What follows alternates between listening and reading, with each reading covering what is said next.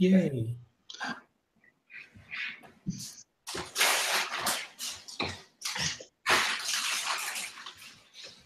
I brought snacks. Yay, snacks. I've already got my drink going.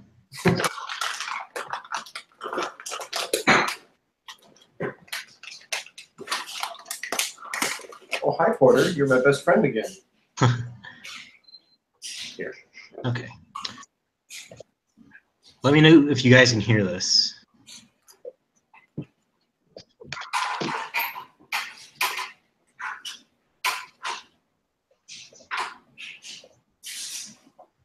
Are you playing something through Roll20? Yeah. I don't hear anything. It might just be hard to hear because I have it disabled. Oh, I hear it. Did you enable it or do you just hear it now? I just hear it. I hear it now too. I think I just drowned. Josh? I hear it in the background. Yeah. Okay. And that's what it's supposed to be. It's just background music. Okay. So.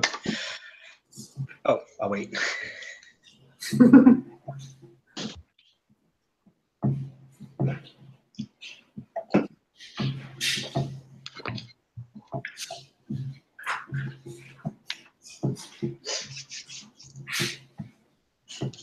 All right, so when we last left our intrepid heroes, they were flying feet first through a stargate portal that was conjured up by the evil Tao, named, actually you guys didn't get her name, but thanks to the wise, or maybe not so wise, deal making that none other than Dorn had made to get you guys out of this place safely with your entire party intact. She took that to mean all of the NPCs that were with you guys at the moment. And so she conjured up a portal, sent you guys through. As you guys were traveling through, you were magically healed because safely means you are back at full capacity. So you're all at max HP. All spell slots have been regained. Also part of the deal was to get you guys out safely and to save the other delegates of the Mirror Bar trade caravan. You traded the Iron Fang, which was the war pick from Marlos Ernrail, the prophet that you had defeated earlier and killed. 2 vials of blood, one from Hattori and one from Merv. And a jar of Groon's pickles. Those are important. Those are very important. So you're floating through, and just imagine like it's the Stargate, like you're going. Traveling with you, you have Ruck Glitterstone, the female deep gnome, who you rescued from certain death from a black pudding ooze. You have the delegates. One of them is named Majara, the male noble from Waterdeep. You have Rundorth, a male dwarf from Mirabar, who actually has some history with Dorn. You have Terrasil, who is a female druid elf from Silvery Moon and a delegate. So those were the 3 that you rescued from the genie. The others that came along with you were from the other room that you rescued from the torturer. Wolgrada, which is a female dwarf. She kind of took a liking to you, Held. Yeah, she did. Gervor, a half-elf male noble wizard, whom recognized you, Heron, from Waterdeep. That's right. You have Droth, who is a male human. He was also in that room, and now that he has been fully healed, he's no longer gaunt. He has, he's skinny fat right now. And last but not least, you have Orna, the female human who was the former Black Earth Guard, and she happened to be with you guys, and now she's with y'all. The other thing to note is that Helg also wanted to take a whistle as a trinket. Yeah. From the guy who had his poor bullet reanimated, and so he took it with him and he like blew it like in his face, like kind of indiscriminately, like "Ha, fuck you." I don't remember that, but that sounds like me. No, you definitely did that. He took his whistle, and like as you guys were going through the portal, you're like "Ha," and then, like you passed through. Oh yeah, didn't that summon something? You don't know that. Okay. So, I like that whistle. yes, you did like that whistle. So as you get to, as you pass through the ether, you are now you've landed on a large, I guess, plateau. The sky is corpse gray, and the breeze blows cold and humid, bringing a chill to your skin. There's a faint mist that surrounds you. As you look at your companions, you can discern from more than 5 feet away, so anybody who's further than 5 feet away, they appear to be pallid, and all of their equipment and gear seem dull. It's almost like the vibrancy in any kind of color has lessened. It's kind of like gone like all the way to like 5%, if like this was like a computer thing. The ground is firm, and you're standing on a plateau overlooking a deep valley off to the north. To the west stands a distance, quite a distance away. As you can see some woods that are barren yet numerous. To the east stretches an emptiness as far as the eye can see, with like some dunes. Directly behind you, to the south, a large mountain jumps upwards towards the sky, its summit disappearing into what might be clouds. So let me give you some pictures, and let me see if this works. So I'm going to do show to players, show to everyone, and you'll have north, east, south, and west. So let me know if you see that. It's going to be in the handouts category, which is the middle, like the little newspaper thing. Yeah. Oh yeah. And this isn't exactly what it looks like, but this is kind of just to give you some kind of an estimate of what is out there. Man, I need like 4 more monitors. The other thing you notice is that you came down and you look up and you still see the Stargate portal is open.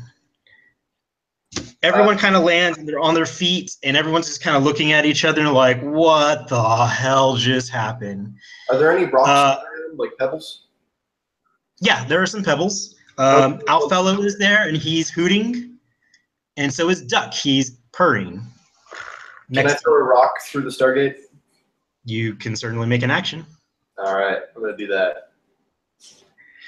All right, you throw the rock up to the Stargate, but it does not cross the threshold. It almost looks like there's like magnetic interference, and it doesn't go up. It just kind of stops. It hovers for a second and then comes back down. Well, that's cool. What did we learn? I guess we're not going back that way. Yeah. Can I, like, would I be able to roll for like a wisdom or intelligence to see if I might know where the hell we are? Yeah, you can, I guess roll a, let me get out my person character sheet. It would probably be, if you're trying to figure out where you're at, maybe a nature roll. Okay. Oh yeah, this is gonna go well. Huh. Ooh, and natural 20. You know that you are no longer on the material plane, but you think that based off of everything that you've seen, it is definitely a world that parallels your own. Guys, we have fucked up. You know that there are, and with a natural 20, Helg, you recall that there are two planes of existence that parallel your own world. The Feywild and the Shadowfell. This sounds an awful lot like Shadowfell, because these pictures certainly don't look like anything fey. We done goof, gentlemen. Also, if anyone else is talking, I can't hear anyone. I'm not currently. Okay, just making sure. Okay. Yeah. Do I know anything about Shadowfell? Make a history check, I guess. Yeah, I feel like I would know. You might know, Enough for me. I'm gonna make a Aaron. Like too. everyone can actually make a history check.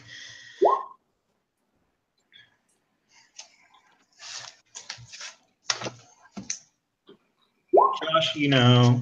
Brian, you definitely know.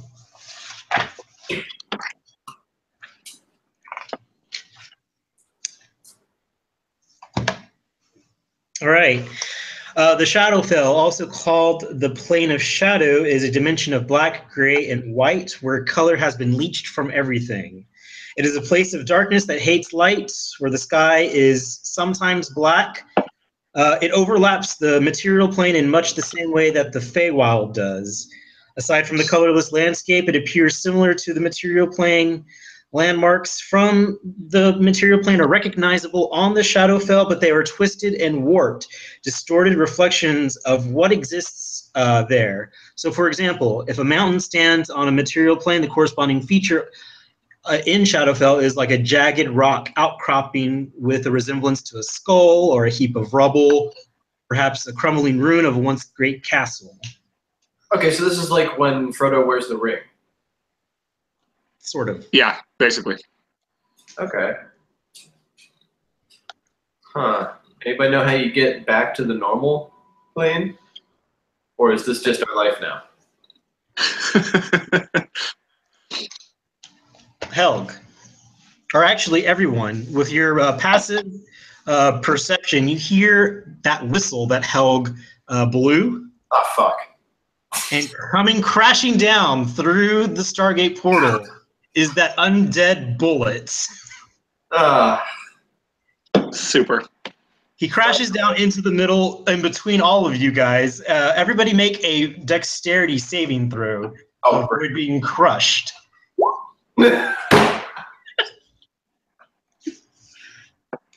Sorry I'm impulsive, everyone. Oh, we're getting smushed, huh? Oh, yeah. Herring, you save. Kalen saves. I got to do Hattori and Helg. I'm just going to do it on here. Hattori does not save, but I need a map. I need a thing. And this. Hattori does not. And you are going to take. Thanks. 13. So Josh, since you critted, you actually take 26 points of crushing damage. It just seems to land like right on top of you. So sorry. Everyone else, if you failed the save, you take 13 points of crushing damage. Dang. All right. I still regret nothing. And if you saved, you actually dodge out of the way, you take 0 damage. Yeah. And roll initiative.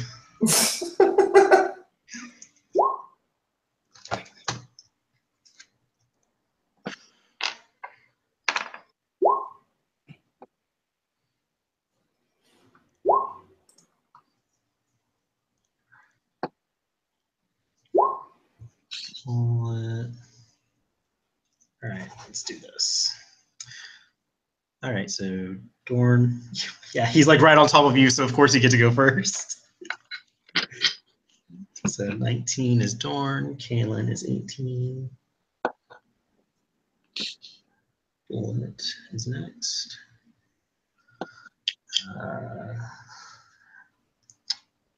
Who am I missing? Hell.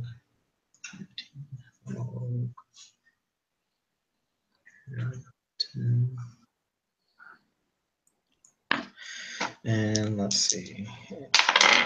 15.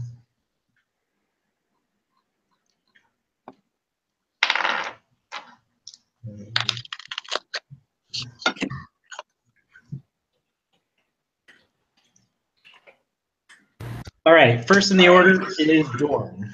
What would you are currently underneath this, one of his legs. It's, as you look at the bullet, and you remember the bullets, they look like this. Jesus. But this bullet has been magically stitched together and reanimated by the Tao, who granted his master's request after you guys had already butchered them and cut them up into pieces and threw them down the cavern. So this is an undead Frankenbullet. I feel like I was the one who suggested that. Again, not bad.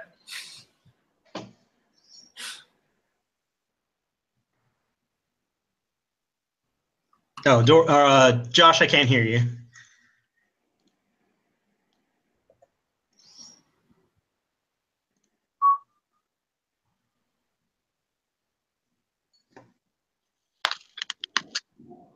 Who cast silence? He crushed your face. That's why we can't hear you. I think he's saying, ow, ow. Oh, let me see if I can do music for this, because I think I have music. You can disengage, but he's on top of you, so you'll have to make a strength check to get his foot off of you.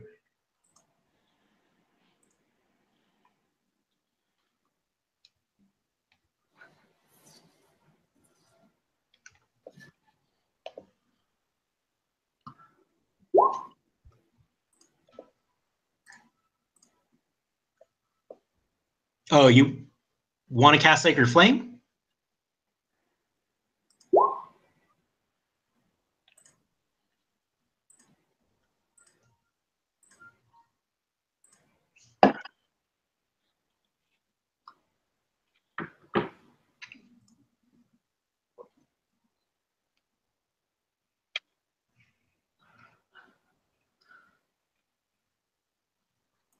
Okay.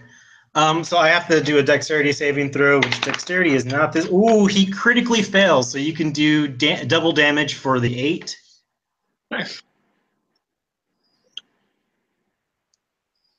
You just kind of like light his foot on fire. He's like a hot foot of radiant damage, and he moves his foot off of you. You still have movement if you would like to move. You want to do you want to like roll away? Okay, so you can roll away. We'll say you can move half your distance, so 15 feet. And after Dorn, it is Kaelin's turn. All right. I feel like Kayla's just gonna back up as far as she can. Yeah. She wants to use a bonus action to cast Hunter's Mark. Okay.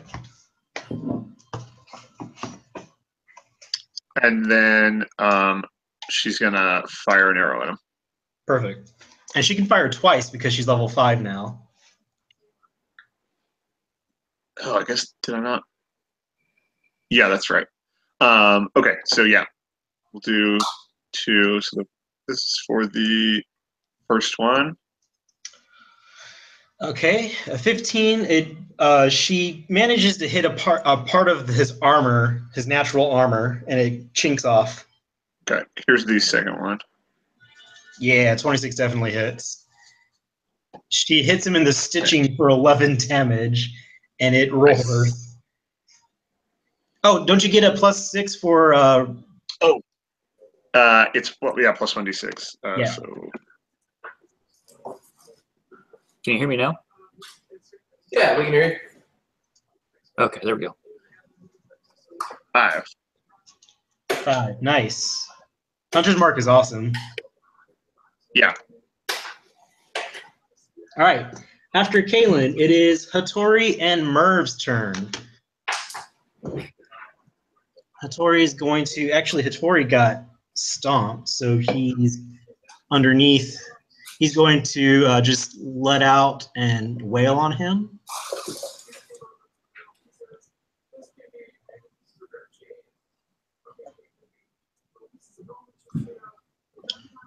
So,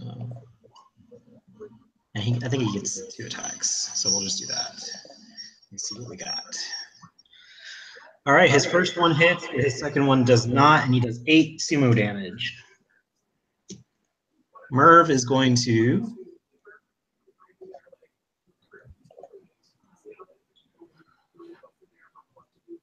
and we'll just do Ray of Frost. And the Ray of Frost, he goes to do this number that he normally does, and it like just flies off in a different direction. Like it's his wild magic is just not helping him out. And idiot. He's an idiot. Worst magician ever. Yeah.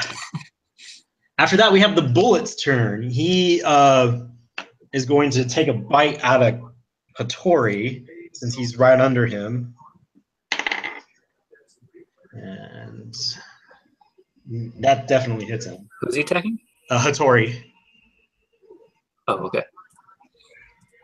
So he attacks Hattori, and Hattori takes a bite out of Hattori. As he Bite out of bites crime. his shoulder, it looks like his shoulder kind of becomes congealed water, and like it's like a chunk of his shoulder is missing now.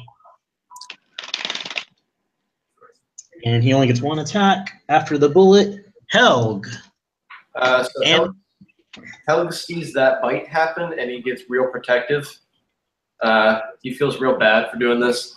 So I would like to try and tackle the bullet.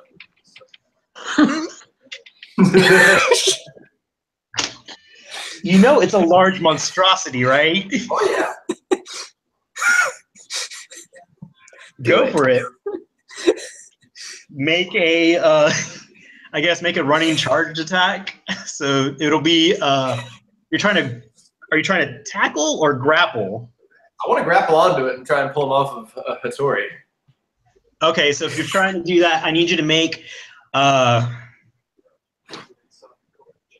We need some epic music for this. yeah. The music is like not that great.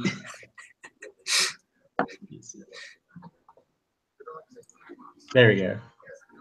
This is like finale music right here. Yeah. The death of Helg. So make a strength, make a athletics check. Boom. And I'm going to contest that with my strength. Unboom. And he fails. So you have successfully Oh. grappled this. And now roll a strength check to see if you can move him. You got him. Now see if you can move him. Ooh. With an 11, I'll give you with an 11. You can move him off of Helg or Hattori, and Hattori can roll out of the way. But now you've got this bullet's front paw. Can I get my hand into any of the stitching and try to pull it apart? Not on this one, Okay. but for the next Is there one, you anything- can. Anything left I can do aside from hold this monster? Nope, that's about it. Hey, I did my thing. So from there, it is all the NPCs' turns. So Oh yeah, I forgot they were there. yeah, I've got One massive attack. All right. Ruck is she doesn't have none of them have any weapons on them. Oh, good. They got their hands. Yeah, they do have their hands. Terrasil is going to run back and hang with Kalen.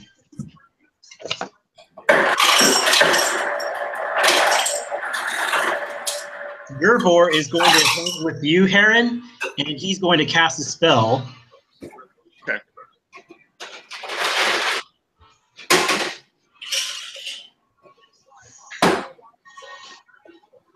And we'll just use nerves since I don't have one already.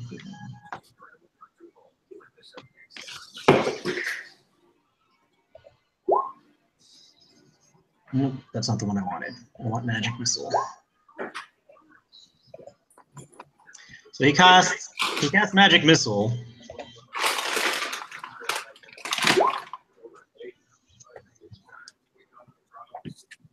One d4 that, and then I do it again. 1, 2, 3. So 12 points of magical damage that comes out of your wizard friend's fingers. Droth is not going to do anything because he's a bitch. Neither is Orna. Ruck can't do anything. Rundorth, your friend Josh, is going to run up and try to hit him with his fist and fail. Damn.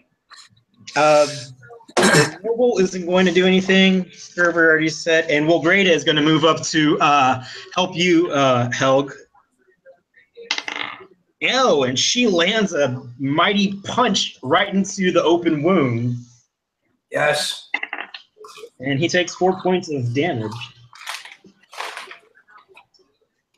And Heron, it is your turn at the bottom of the round. You've got your wizard friend next to you going, "Hey, buddy, thanks for dropping in." I am going to. I wanna. Guess we're all sort of crowded, aren't we? I'm gonna go. I'm just gonna shoot at it then. With my crossbow, see if I can find purchase in like the same sort of stitching that Kalen did. Got it. Let's. Nope. You actually you hit Hattori. Yeah. God damn it, Kalen. Roll your damage for that crossbow bolt at Hattori. Oh, good. He takes 5 more damage. Hattori's not looking good, guys.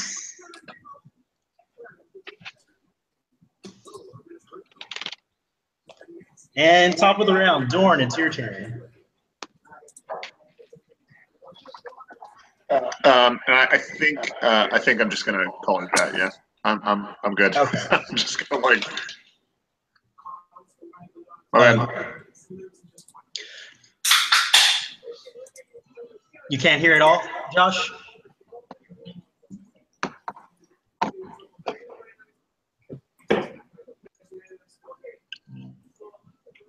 Let me see if I can chat.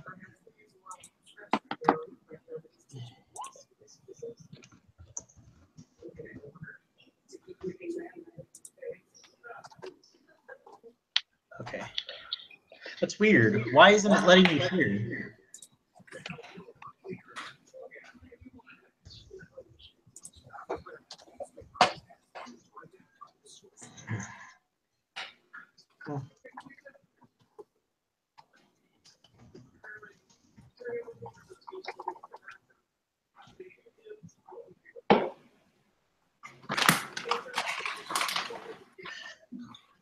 Nope, that misses.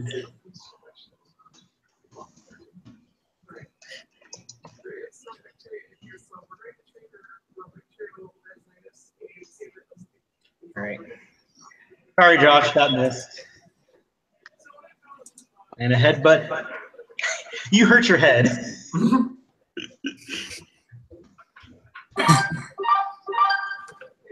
Give yourself a headache, Josh.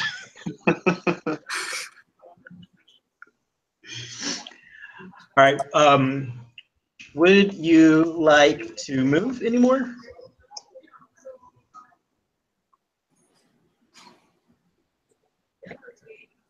And if not, it'll be Kaylin's turn. All right. Okay.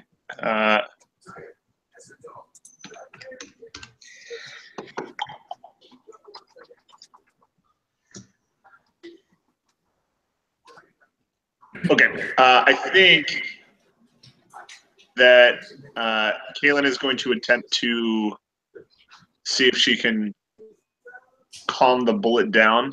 So she's going to slowly walk towards it to see if she can keep it from attacking anybody else. So I think. Okay. All right, she needs to do a animal handling check. Stormy knocked over a broom.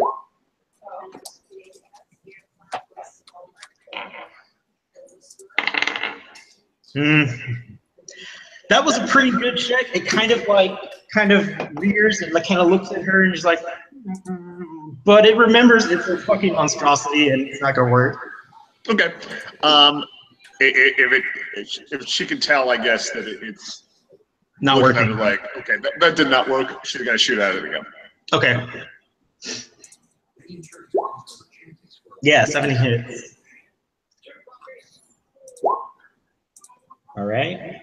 And a second attack?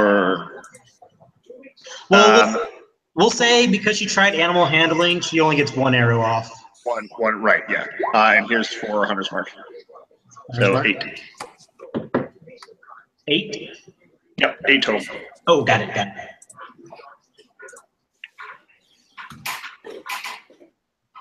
We're gonna go to the. It's gonna be Merv and Hattori's turn. Hattori is gonna just take a breath. Merv is gonna do something and stop being lame.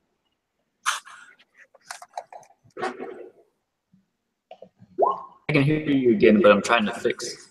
Okay, there is an echo too. Yeah.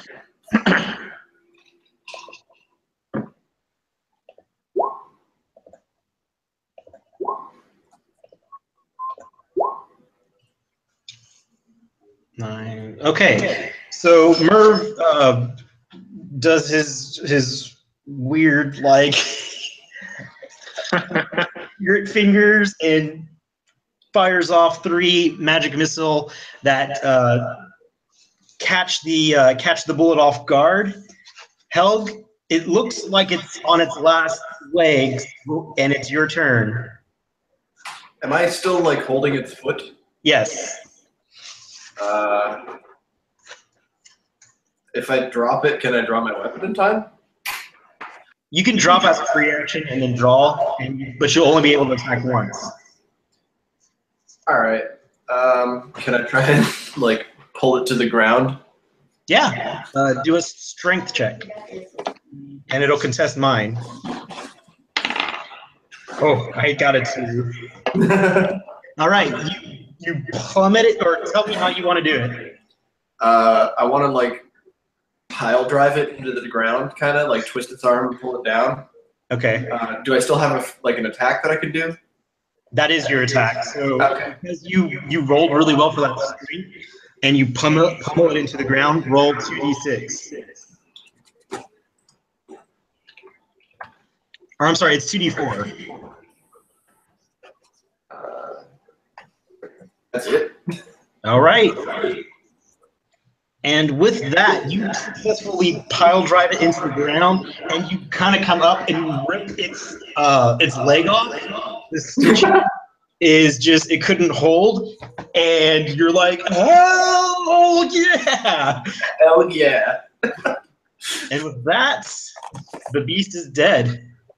I want it known that Helg is continuing to pummel it with its own leg. And yelling, "Don't touch Hattori." Oh yeah, let me get Hattori's character sheet because he took some damage. Hattori. He is down to 20.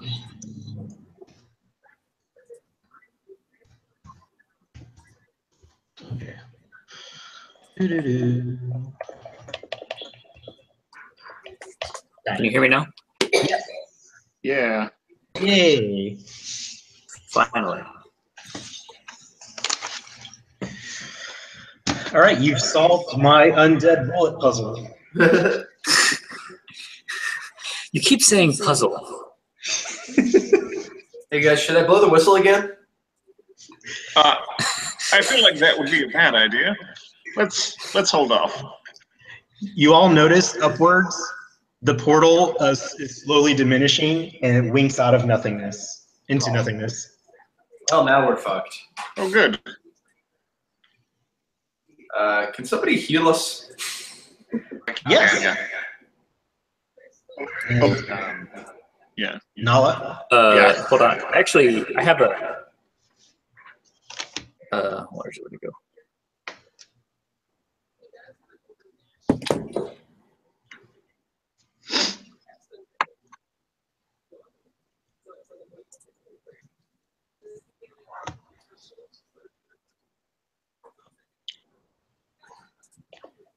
Is that it? Prayer of healing?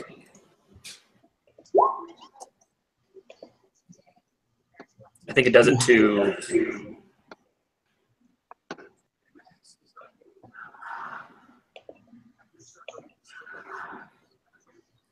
Up to 6 people of my choice. Okay. Dang.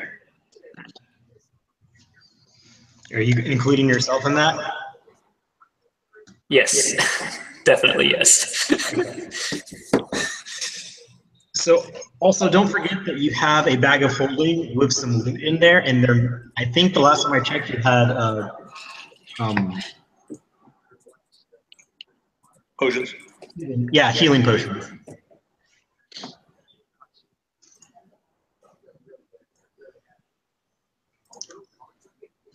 Okay. You look up, it seems to be about dusk. From what you can tell in this place, you don't know where like the light source is coming from because there's not an actual sun, but it's just there's like this ethereal light that reminds you of dusk. You look over and so you have those 4 directions. You're kind of out in the wilderness, kind of on this plateau. Looking out to the north, in the picture that I gave you, there's like a little river. Ignore that. It's just fog that goes down. Like there's a valley that leads down into fog and goes out as far as you can see. So we're in Mordor. Huh? We're in Mordor. Maybe. Off to your left is there's a lot of distance, and you can see some woods. Off to the right, it's just a lot of nothingness with some dunes. And then directly behind you is a large-ass mountain. What do you guys think? And you can also give you this opportunity to, you have like all the NPCs. They're kind of talking amongst themselves. They've kind of segregated into some groups. You've got Terrasil, Majara, and Rundorth, the delegates, all in one group. You've got Ruck, the Deep Gnome Rogue, hanging out with Gervor and Wilgrada, the female dwarf. And then you have Orna, the former Black Earth Guard, hanging out with Droth, who looks, he kind of, like I said, he's skinny fat, but he kind of looks like a douche. So we're eating him first. So you've got those 3 groups that kind of segregated off, and you've got all of your party. Duck is there. He's quacking quietly next to you. Josh. Awesome. So should we just pick a direction, guys? I mean, I guess. Which way looks least foreboding? Yeah. Well, I don't see any sort of sign of civilization at all. That is just wilderness. Do we still have that glowing light ball thing? No, you gave that to Right. Elon. Damn. Nala speaks up, and she says, if we're on a different plane of existence, and that's close to the material plane, maybe we would be able to find another portal to there, but they're few and far between. And you're right, Heron. Civilization would probably be the best bet, but this is the Shadowfell, and anything could go out here. Like we all know, we all have heard the tales. Mm-hmm. Yes, those tales. Well, I mean, I would think the woods would be the woods. bad. Yeah, let's go to the woods. Nothing bad ever happens there. I was going to say that might be our best bet. It looks. I'm not in the mood for traversing any mountains, and heading into a desert seems like a bad idea. So I vote into the valley or into the woods. I just watched that last No, night. the valley does. The valley does have water, so that's probably good. You can also make, I guess, survival checks to see if you can find like any kind of path or road or anything like that. As the ranger, Kalen would probably be the best, and Terrasil would. After she's talking to her, she kind of figures that she can aid her with nature and survival checks. Okay.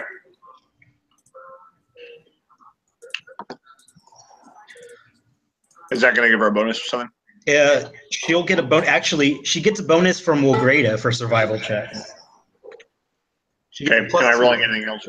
She just gets +2, so it's 22. 22. So Kaylee looks around. She sends Alfello out to go kind of like fly and survey the area. Yeah, that would be smart. Alfello kind of goes and flies, and Duck sees that, and he goes and flies after Alfello, almost in jealous competition. Sort of forgot I could do that. Yeah. Flying creatures and all. After about 20 minutes, Alfello,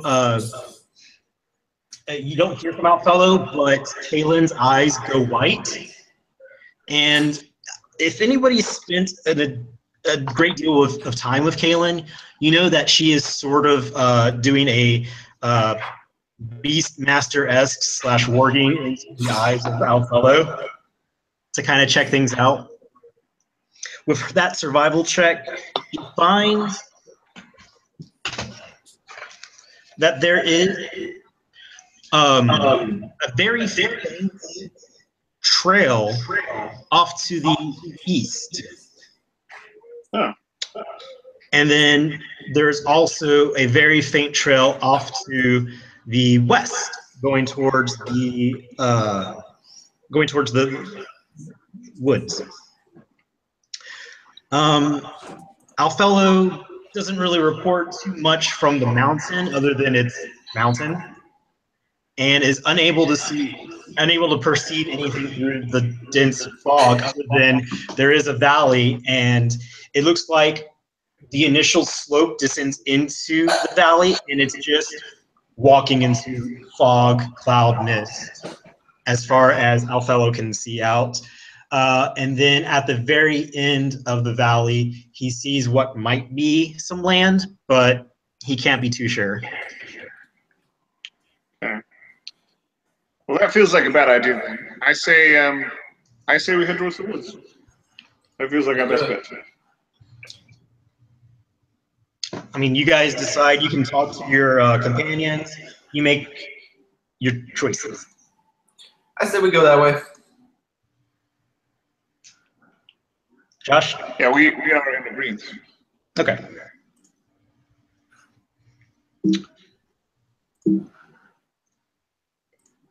So Wilgrada, Gerver, and Ruck are going to follow you Rundorth is going. The delegates are going to follow Orna and Droth.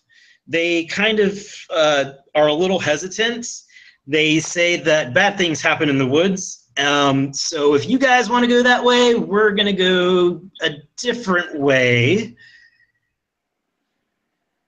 You know what bad things happen to? People who split off from the main group. Yeah, that's another like thing that bad rule things number one. happen to. Yeah. We don't need them. They're NPCs. It's like you obviously can do whatever you want, but let's just say I wouldn't recommend it. Orna kind of looks over her options, and she talks to Droth. And Droth just looks at her, and she's like, and he goes, "Well, he has a point. You probably shouldn't split from this group. It's probably survival in numbers." He's going to go with you. Orna, she's going to go as well. Yeah. All right. She's convinced. And so you start your trek towards the woods. As you journey, and let me pull up that picture because I forgot what it looks like.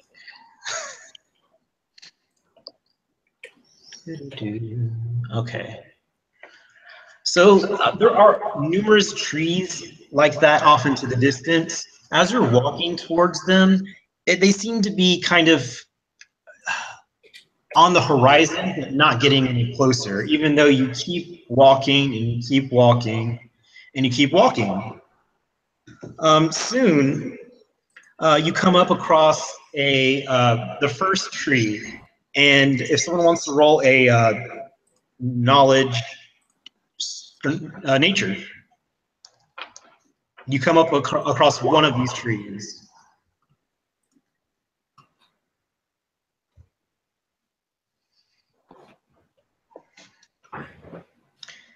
All right. So Kaylin got it. She recognizes this as like a warped version of the red larch trees. Oh. But she says that there's something off about it. It doesn't feel like it's alive. Like it's obviously looks like it's dead, but like growing in its decay. And she's a little kind of disheartened about it, and so is Nala. And Nala loves nature, so it's a little sad for her too. Roll a survival check to see if she can find that trail. All right, she finds a trail, and that leads kind of towards the outskirts of the woods, so you're not actually entering the woods just yet. And actually, do I have my music? Where's it at? Here it is. Can you hear it? I think. Yeah. Kind of. Oh, there it goes. Yeah. Josh? Yeah, I can hear a little bit. Can you hear me? Okay.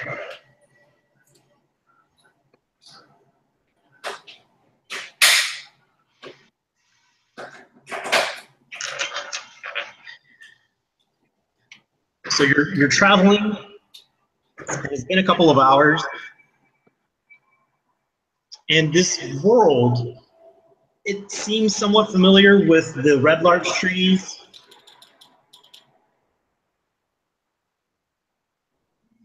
That Kaylin pointed out, but it almost seems too dead. And as you're going, you're a little tired from the fight, and this place is kind of just a little too unwelcoming. And what I would like each of you to roll is I want you to roll a d20, and it's going to be a wisdom saving throw, because this place is kind of just eating at you. Nothing really seems right, and it's not all that there is. Wait, so we're rolling a d20 or a wisdom check? Wisdom, I'm sorry, yeah, a wisdom saving throw. Okay. Okay, so Heron, you're good. Helg, you're good. Josh, you're good. And let's go everyone else. Corey is not. Nala is. Murph is not. And everybody else, I don't think. So, Kaylin, as she's been blazing this trail, as an experienced ranger, she knows that all of this is just way too melancholic. It's not right. She feels like as she is going, it's just like a little more menacing. And she needs to roll, since she failed her wisdom saving throw, she needs to roll 1d6. All right.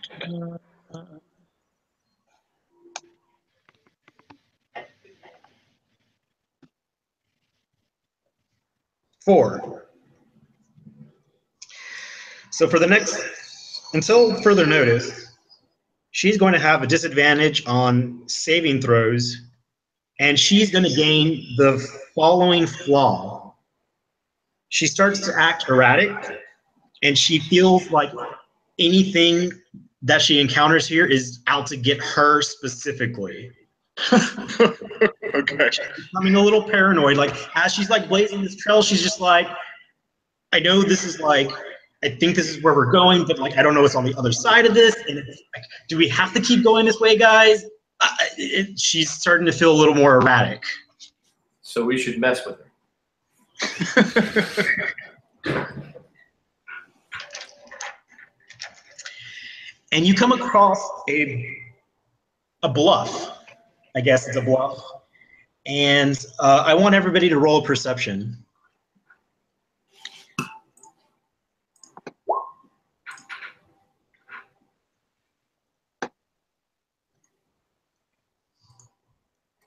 Hold on, I'm getting there. My Roll20 app is like super slow. No problem.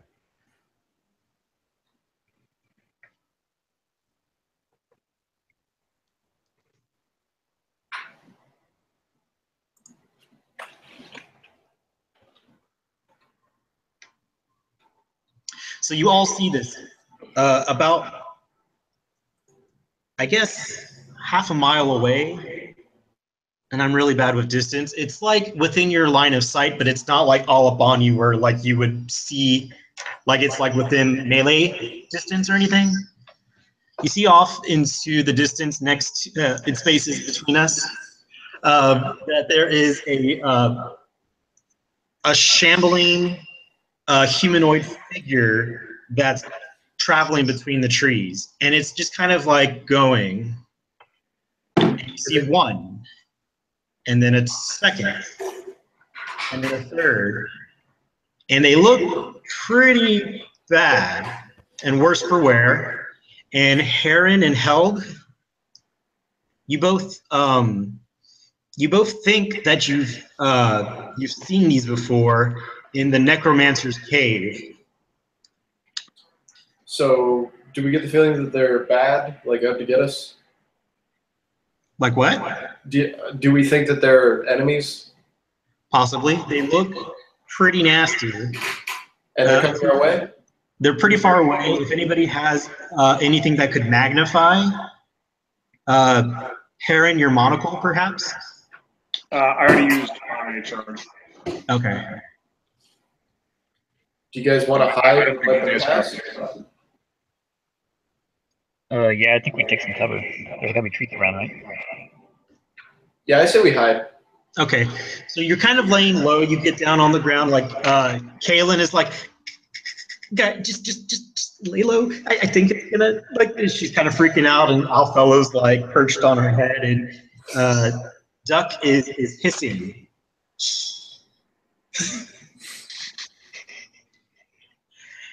And you count at least a dozen of these shambling humanoid figures that look pretty undead. So I shouldn't blow the whistle right now. You could, but it's completely up to you. And they seem to be traveling towards what might be the path that you've been going on. Kalen suggests that it would kind of go around the bend where these trees would be, and it like kind of like an intersecting where that would go. What do you do? You guys want to follow them? So they're going the direction we were going?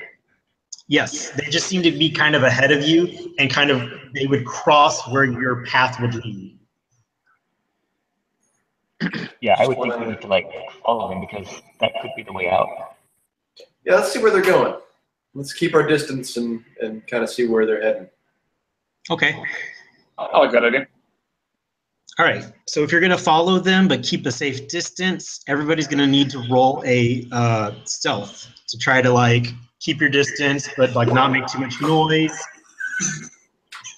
Loud as dwarfs. See how this goes. Oh God! Fuck. Oh, this is terrible. We all step on the same twig.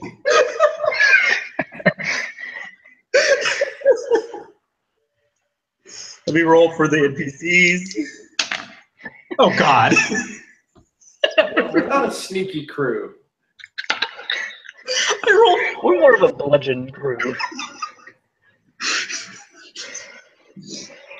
Droth like stands up and he goes, "We should be really quiet." Those look real nefarious over there. And Ruck is like, "Shut the fuck up, shut the fuck up." Keelan is feeling like increasingly freaked out that they're going to notice, and she just starts shooting. Okay. I like that. She could probably do it. Surprise attack, fuckers. Yeah, she does. Go ahead and roll an attack. There's a longbow. Okay, at that distance, it falls short. And actually, they don't notice. And they keep shambling. Okay. She sort of calms down after a second, like, okay. Okay. All right, guys. Once again, let's try to be sneaky. Go one more. Go ahead and roll another stealth check. You guys looked up. Say, Keelan, she sort of gains some composure and casts Pass Without Trace. Nice. So everything's plus 10. Yeah. Sweet. Nice. Orna looks at her and she goes, "Well, maybe I should have done that before." Stop. No, just stop talking.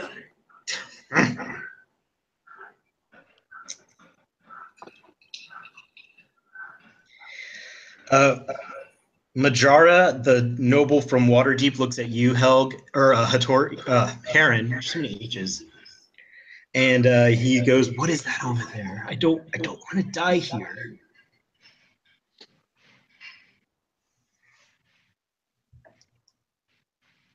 Who's she talking to? Heron. I don't know. It's probably some sort of undead. Well, we have clerics here that can turn undead, correct? We do, so we're not really in any danger, so we just need to retain our composure, continue to follow, we will be fine. All right. With that stealth check, which is much better, Yeah. you all manage to creep up on them. They're still, while maintaining a safe distance. Their number has increased to about 25 that you can count, and they range from old, if they could be called old, and then younger, like child size, or maybe gnome sized.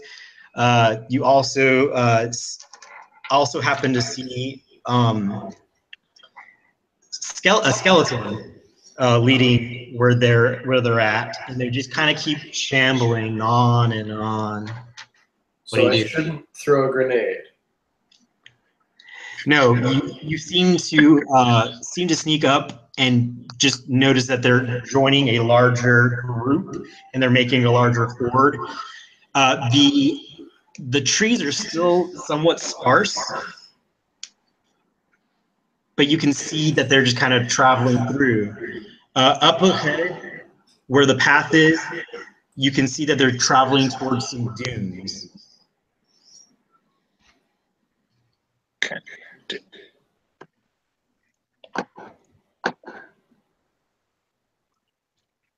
So should we continue following? It's up to you guys.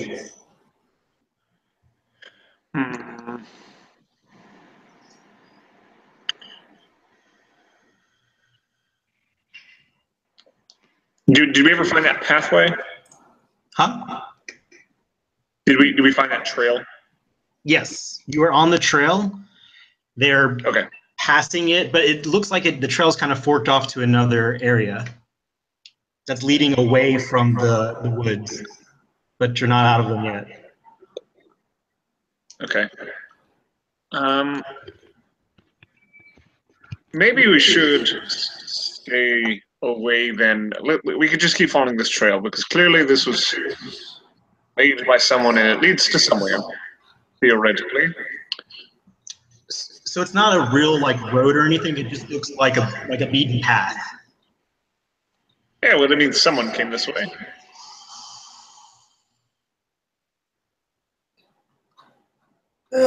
All right, let's just go back the way they went.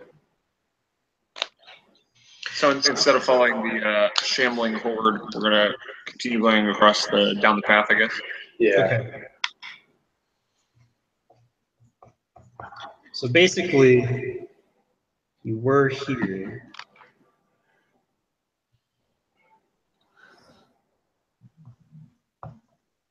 And this is a really crude picture.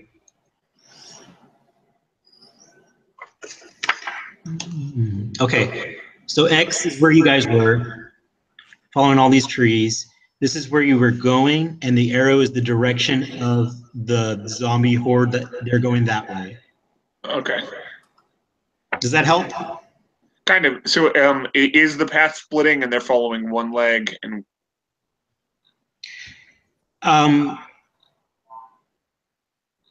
you can't see that from your vantage point. okay. But, I mean, DM knowledge, that's what it would be going towards. You would have to get closer to inspect and see that, but Okay. if somebody wants to scout ahead, or if you want to send a fellow. No, I would say, well, I think Caleb would be keeping Othello close, so I would say, knowing what I know, I just want to keep following the path anyway. Okay. All right, so they all seem to be going that way. When you go north, or up, I guess. Yeah. Are you still traveling stealthily? Yeah. I would say so. All right, as you go over that ridge, you peer down, and you see about 50 more zombies in that direction headed towards the right. They're just littered. They've littered the path where you were going. And they're just shambling. They're just walking inexplicably. Roll a perception.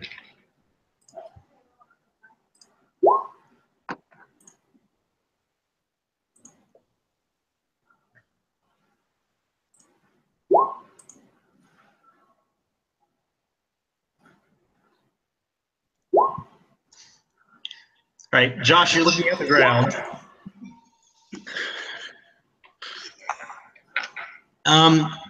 Only Kaylin sees this, and she yelps, and she's like, "A ghost! A ghost!" And she points that way, and off towards the northeastern quadrant. You see a dwarf-sized ghost walking with them. And she's like really freaked out. She's like, it's gonna kill, it's gonna eat my soul. Heron, it's gonna kill me. It's a ghost. It doesn't notice us. Calm down. No.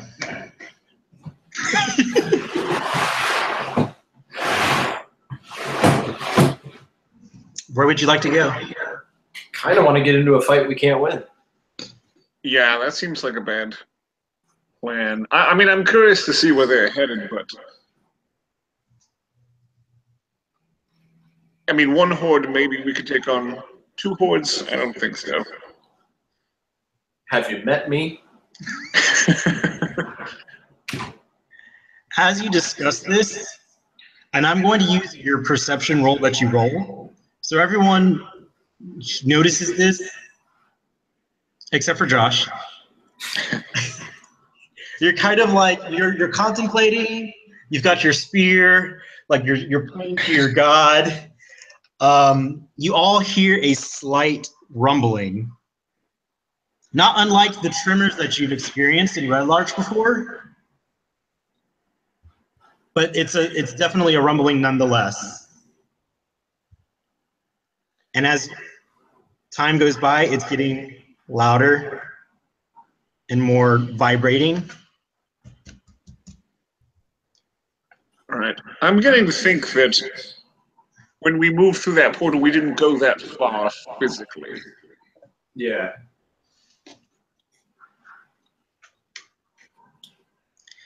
And the rumblings get louder Underground.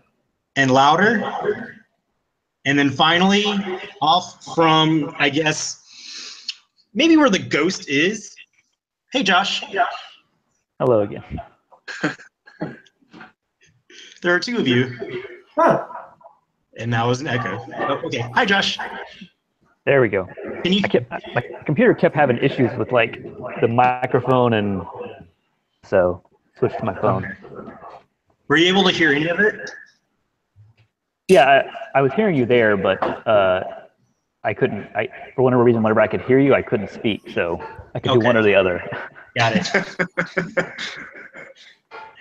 So now you hear this rumbling sound that's kind of similar to the tremors you felt before. Kaylin like instinctively like hits the deck, and she's like, "Oh my God, it's happening again!" And you all look up and off towards where the ghost. I'm gonna use the ghost as a landmark. Where he is, you see a stampeding horde of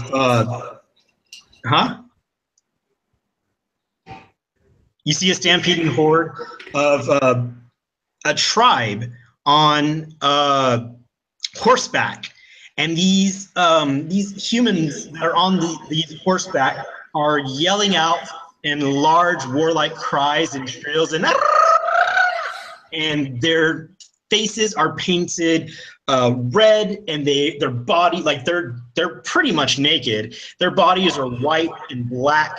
And they've got these hammers. They've got these scimitars and ropes, and they just kind of cut through the zombie horde, and they are like taking them apart. They're like hacking and slashing, and just it's kind of erratic. And leading the charge is one man on a nightmare. And a nightmare is a large horse with its mane on fire. All right. Dorn likes these guys. They kill undead. Yeah, let's go make friends. Yeah, I almost want to. Yeah, I feel like I would start rushing towards the horde to help. Yeah. You kill undead, we kill undead. We do that too. Okay, so you want to join in on the horde killing? Yeah. Well, I mean, Okay. like, let them do the fighting, but we'll just kind of, like. We're picking off some stragglers. Like, look, we're helping. Okay. Yeah, there we go. All right, so you come in, I guess, towards like the south side of the zombies, and you see them. They're kind of like looking, and then they see you, and they kind of back off, and they look. How close are you getting to them? First off. We're staying a comfortable distance away. Yeah, so like not like in the thick of it, but like maybe if like I said, if they're like rushing through killing the zombies, like we're there, but on like the outskirt of that. Like, is there a distance that I could hurl a grenade and be like, look, we're really helping? Yes, and yes, I will tell you that. Oops. Nala's staying behind. Given Kaylin's state, she's on the ground. She does not want to go anywhere near that. Yeah, that's fine. The delegates are staying behind. Orna and Droth actually are like, finally some action, and they kind of rush in. Wait, did Nala say why she's staying behind? Nala, is she just staying back, or she's she's afraid? Freaked out. Okay. Nala's freaked out. She's staying with Kaylin. Gotcha. Just a DM insider tip. Nala failed her wisdom save. Yeah. But you don't officially know that.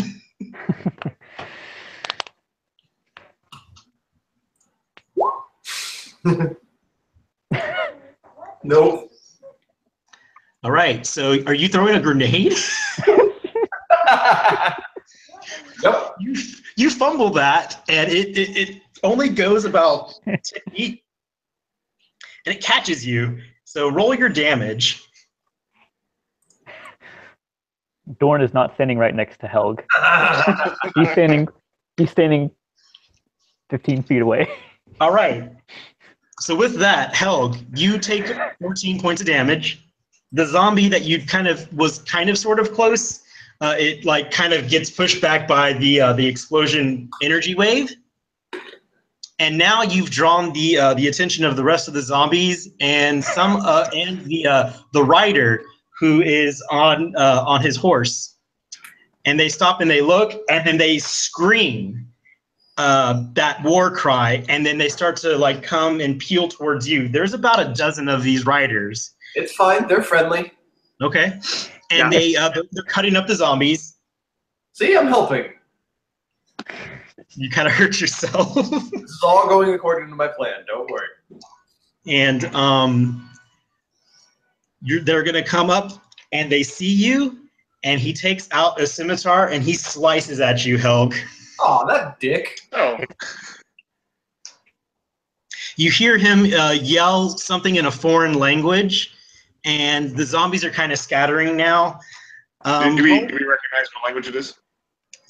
You can roll a knowledge history.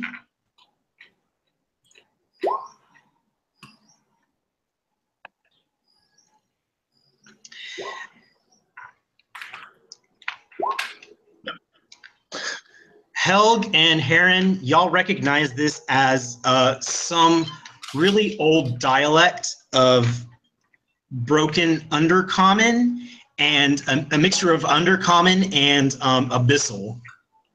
It's fine. Everything's fine. All of us. I do not speak that. Okay. Nope. And you guys are gonna need to let's do some initiative because there's some fighting going on now. Oh man.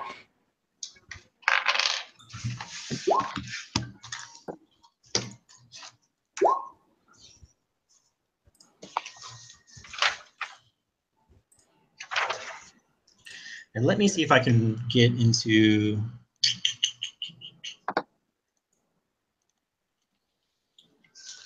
where you guys were. So NPCs and Kaylin.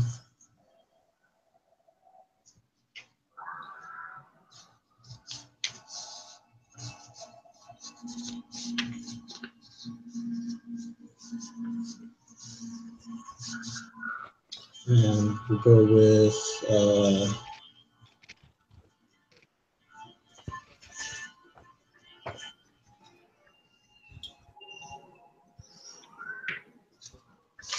right. So let me put it on me for a second. So this is the battlefield. You've got this kind of sort of ridge where Kaylin and the NPCs are hanging out. Helg, you moved up to attack. The Z's are the zombies. It exploded. This guy came towards you. Where are the rest of you? Are you kind of like here? Yeah, we're over there. Okay, because you said you weren't next to Helg because of the grenade. Yeah, exactly. Heron, where would you like to be? Man, I almost want to say I might have been close enough to get hit by that grenade. I don't think I would have strayed too terribly far. I would have tried to.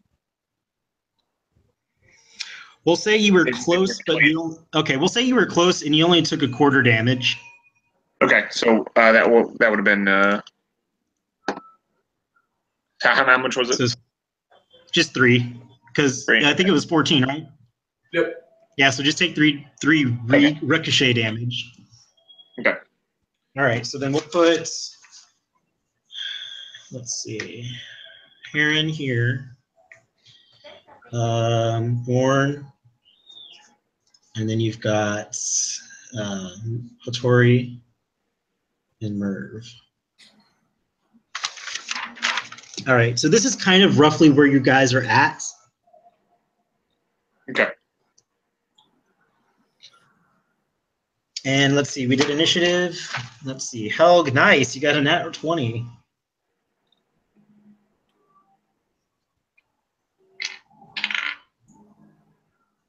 So Helg is first, followed by Heron, followed by Josh. You're going to be towards the end. They're also going to be towards the end. They're going to be there.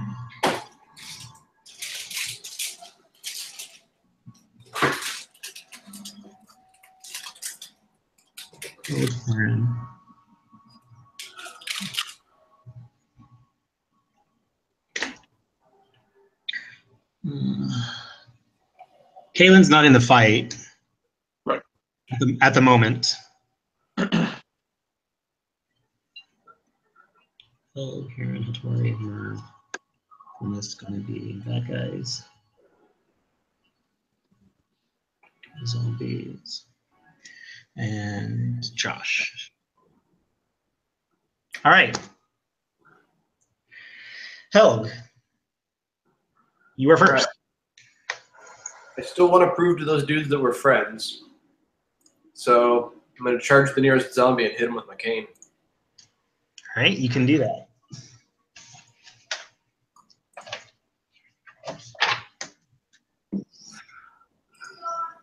That's weird. Clicking my cane doesn't do... Oh, okay, there we go. You may switch over. Oh, God, yeah. Go ahead and roll your damage.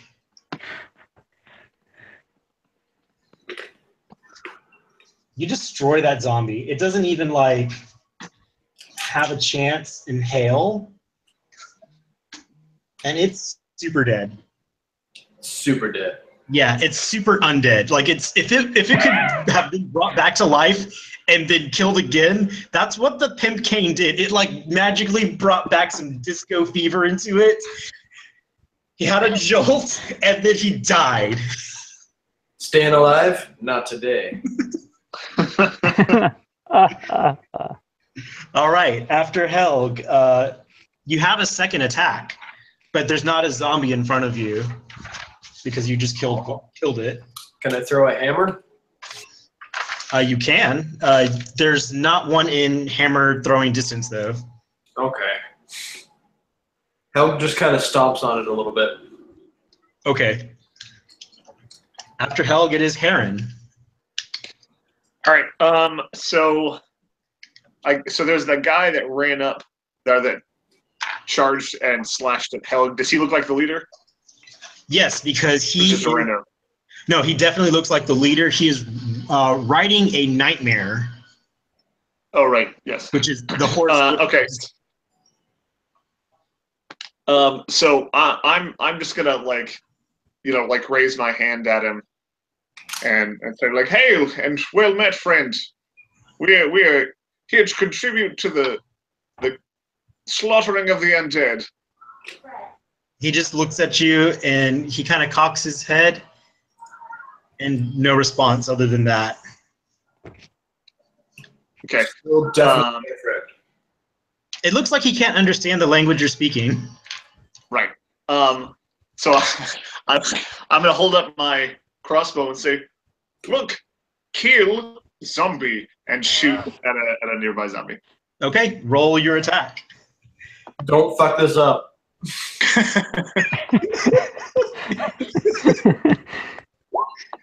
Nice. This one does not hit Hattori, but roll your damage. All right. You stick a zombie, and there is a crossbow bolt in its shoulder blade, and as it makes purchase with the shoulder blade, the hand falls off, or the arm kind of falls off. And then I'll say, "Help!" Okay. Anything else? Yeah. Let me. No, that'll be it. Okay. Hattori and Merv are. Oh, I also forgot the NPCs. We'll just do the NPCs on that round. Hattori and Merv go up, and let's see. Merv will do. Well, let's get the music back. Is the music okay, or is it distracting? No, I like it. It's like nice and in the background. It's not too loud. Okay, cool. Okay. So Merv is going to do Ray of Frost. And it hits. And he blows the zombie that you hit, Heron, and it keels over and dies. Hattori moves up to attack and does his sumo stuff.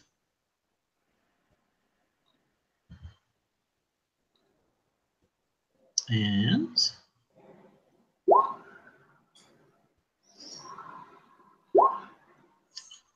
let's see what that was. Oh god, yeah, we'll just say he did flurry of blows and systematically just killed the shit out of that one zombie that was right in front of him. Killed it. You see Orna and Droth move up into the Orna moves up into the middle of the fray and is just like she found a rusty sword and is like kind of hacking and slashing at a zombie, and her eyes are wild with like murder. Droth is kind of staying next to you, Dorn, and he looks at you, and Dorn, you see him, and he's kind of muttering something to himself, but he seems panicked. He failed his wisdom check, didn't he? He totally did. He seems panicked, so but you notice that, Dorn, because you're like right up on him. Okay. Who was that again? My friend? Not your friend. One of the other prisoners. Okay. But you saw him cast magic missile earlier, so you know he's a magic user. Okay. After that, NPCs go. No, bad guys go. Woo! All right. You see, okay, well, he's not there, so I'll just go for the others. Zombies are going to shamble away. They don't make any attacks towards you. The tribal riders are going to kind of circle. You see off into the distance, you see them hacking and slashing away at zombies. You see one guy who's riding on his horse, and he stands up on the horse and does like an acrobatics. Yeah, he does. And kind of like keels into a zombie and is just like ripping at him. And as you see that, you see him take a chunk, and then he like bites into the decapitated zombie. Oh. From there, you see Helg, the guy with the scimitar who slashed at you. He kind of rears back on his nightmare, and he goes. The nightmare is going to go and like do a cloft hoof attack. Still totally our friend. Huh? Still totally our friends. They just don't know it yet. So, does a 19 hit you? Yeah. As he rears up, and I say, "Friend, we are still not done talking," and try and get his attention as like a cutting words. Okay, go ahead. So, what's the roll? I think it's just a D6. Okay. Right.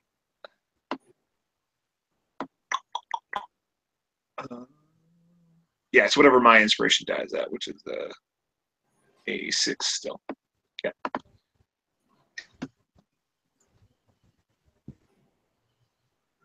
Okay. That was not helpful. Does an 18 hit you? He doesn't understand you, so it's appropriate. 18 is my armor class, so does that count? Yes, it does. So it's your armor class or above takes you out. You take 11 hoof damage and 2 points of fire damage. Just saying, I'm at 17 of 44, so ouch. Next, the rider is going to go. He takes out from his other hand a whip, like Indiana Jones style, and he goes to do a call. He's going to do an attack against your cane. It wraps around your cane. I am not pleased. Huh? I am not pleased. No. It wraps around your cane, and now you're in a strength contest between him and he does not manage to pull it away from you, but it's still wrapped up, so you're in a tug of war. Okay, do I just keep rolling or what? Yeah, on your next turn. Okay. Because it's in a tug of war right now in this 6-second increment. Okay. So it's a good thing you saved, because otherwise he would have recoiled your cane. Maybe it wants to heal me somehow. That'd be lovely. You see Orna out into the fray, and as she's like hacking away at a zombie, another horseback rider comes up on her and does the same kind of like acrobatic dive against her. Ooh. Ooh. It nails her and knocks her to the ground.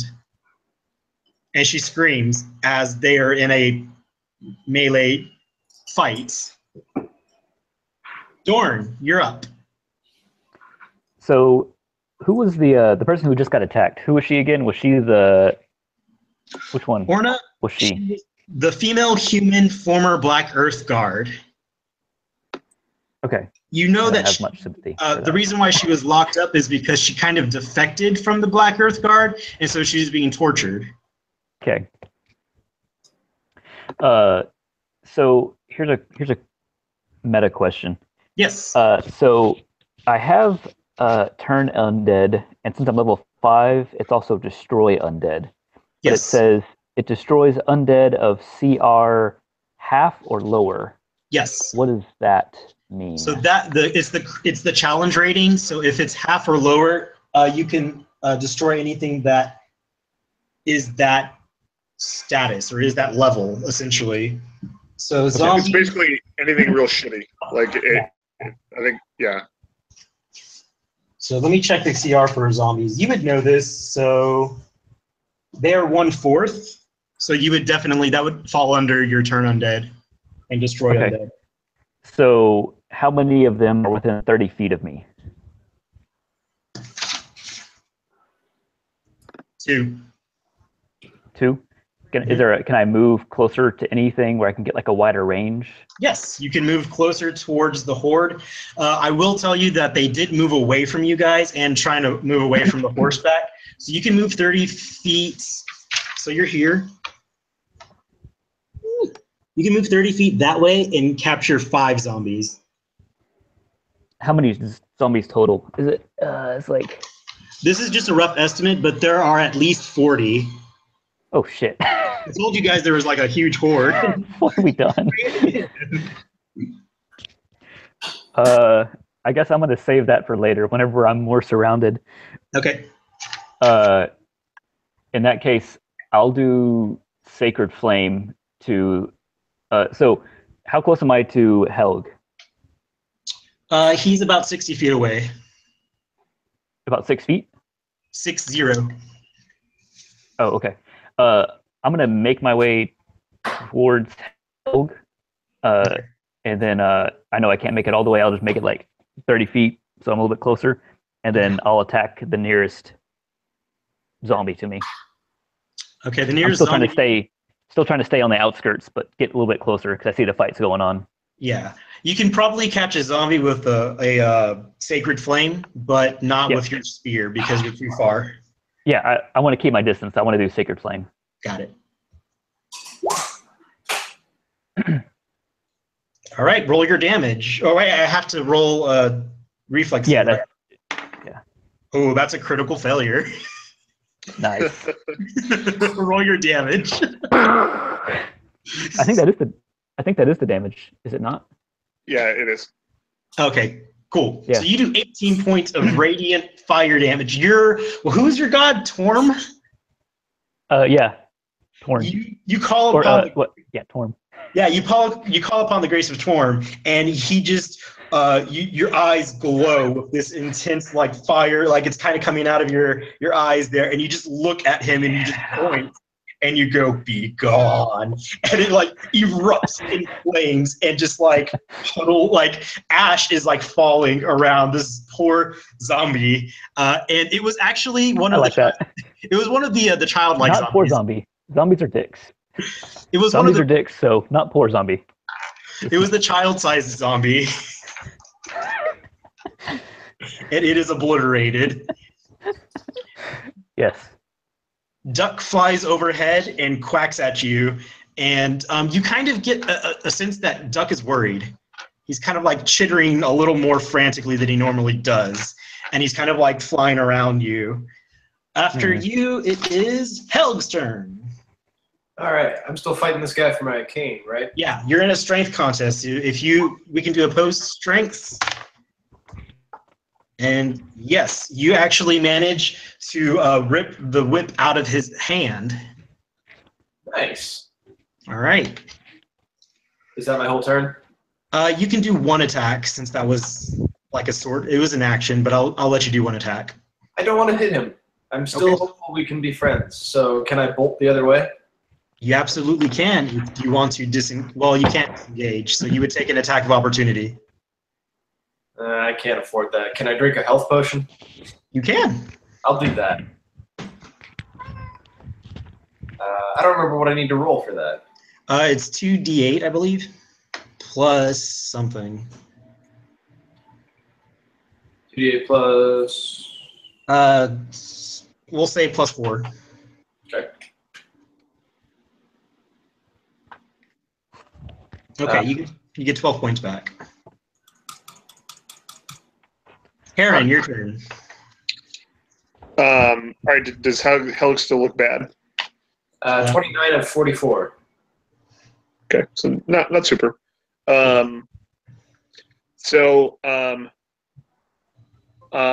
still addressing the nightmare horse guy.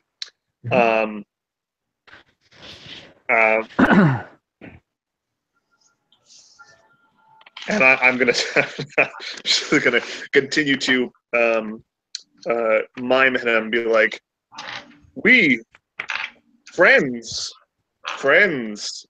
and then I'm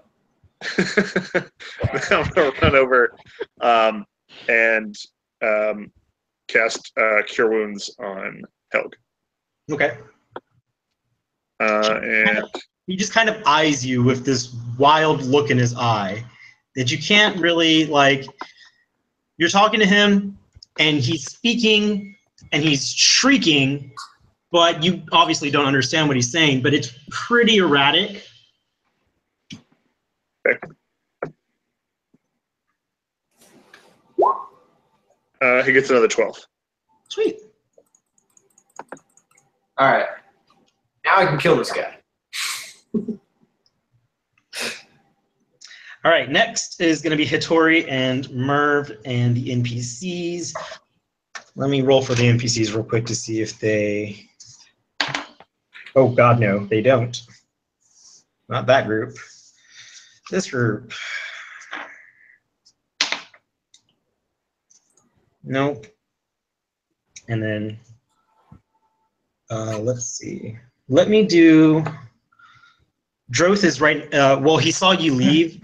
As soon as he saw you leave, Dorn, he bolted the other way.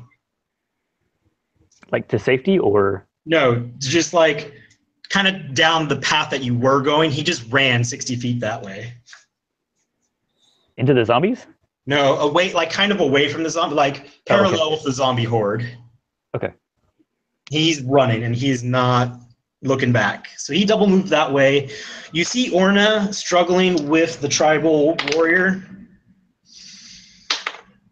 Ooh, and it's not good. He takes a bite out of Orna and she yells. And it's like it's a scream that you've never heard before, but you hear her scream and she goes, "He's biting my face!" And like, it's just, it's like, you remember the Mike Tyson fight? Like, he bit at her and then he bit her ear and her ear is gone. Like, he bit at her ear and he's like munching and is like punching her. Maybe I should have helped her, but too late. After them, it's Hitori and Merv.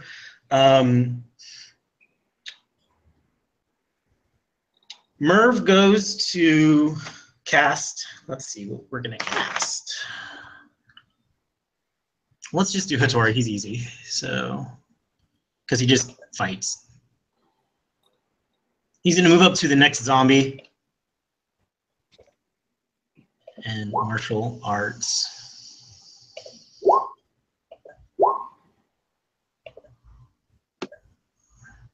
Oh yeah, I don't even need a roll for those. Like, he kills another zombie. He's basically, have y'all read that comic book, like the Shaolin zombie warrior or whatever, where he's like, the Shaolin monk is the Western monk. He's in like a zombie apocalypse and he's just like going and just like killing and jumping around. Hitori would know, or Joe would know. He's doing that. So he's bouncing from zombie to zombie. You also see that Hitori is getting further and further into the horde, but he's taking out zombies.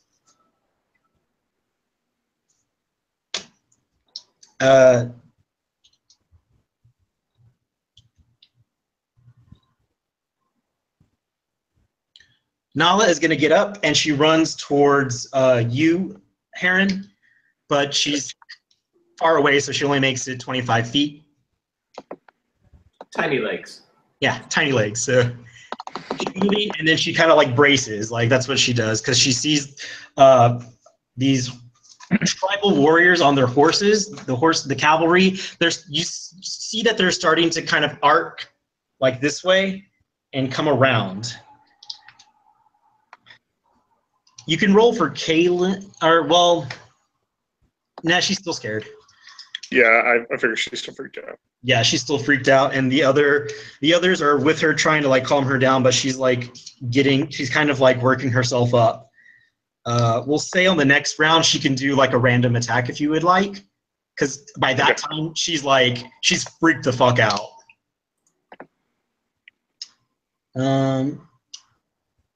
And then other guy. The zombie, or the leader is going to attack you. Does a 16 hit you, Helg? Nope.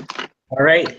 The hooves go down, and the first set misses, and the warrior goes to attack. Ooh, and a 3 does not hit you. Does that provoke an attack of opportunity at all? Or? No. Okay. A miss just means he just swiped and missed. You kind of dodged out of the way. Whole time I'm yelling, "Dude, what the fuck?" And you notice more of the horse warriors are circling around. I'm sorry, Dorn, you see this because you're kind of in the middle of the action. You see them kind of circling around, and it is zombies' turns. They shamble away. Dorn, you're up. How close am I to the one that person who got bit? Can I go? You're a good 90 feet away. Okay, so that's kind of too far. Because she ran towards the middle. The closest person is a Tori. Okay. How's Satori looking? Is he hurt? He hasn't taken any damage. Okay. He's just like bobbing and weaving and just like doing psh, psh, psh, psh, psh, psh. I guess I'm gonna. So you said that there's other horse people coming around. Off to the left. How close are they? They're good. And are they coming towards me or towards like Helg or? They're circling around, and it looks like with your battle experience, it looks like they're going to flank your NPCs that are up on that ridge.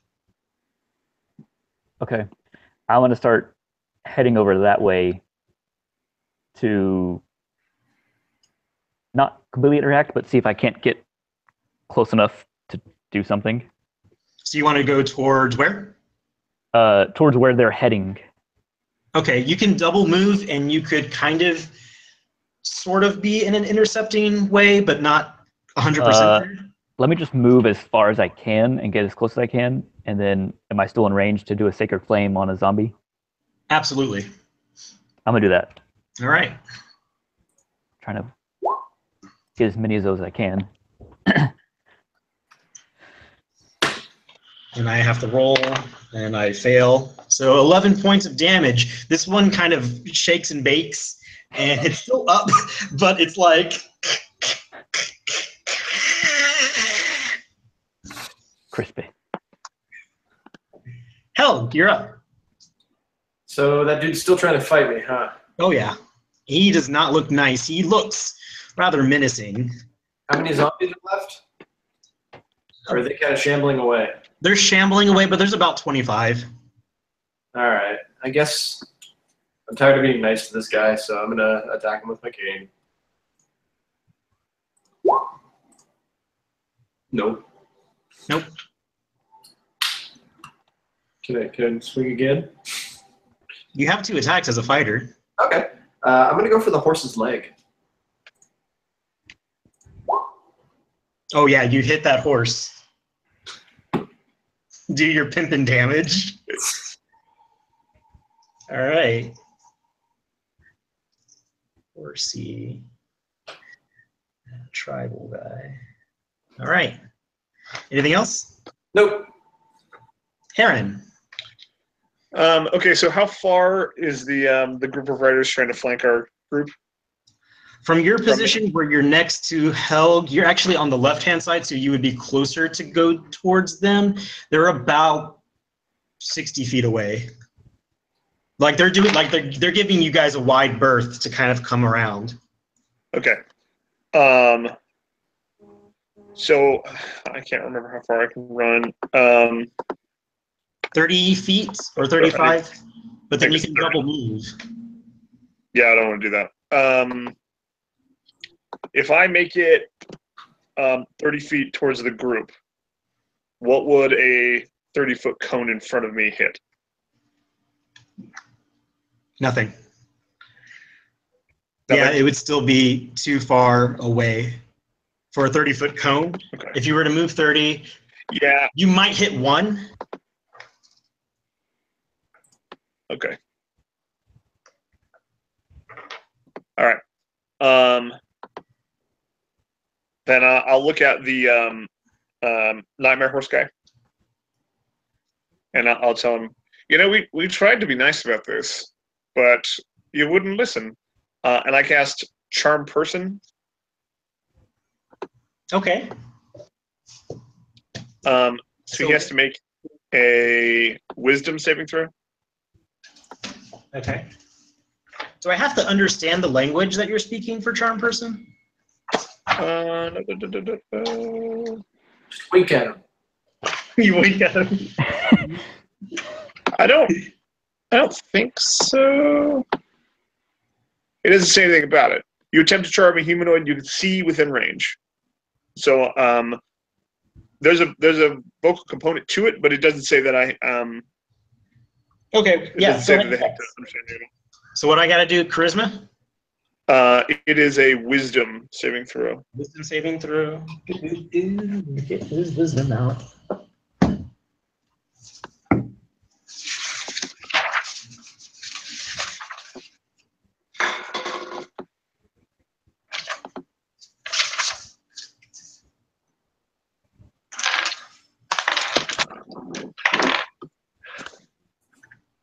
$19.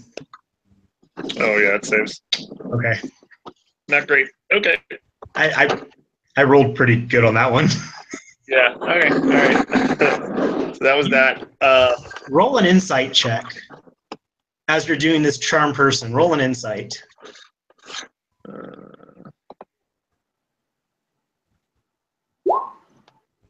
20.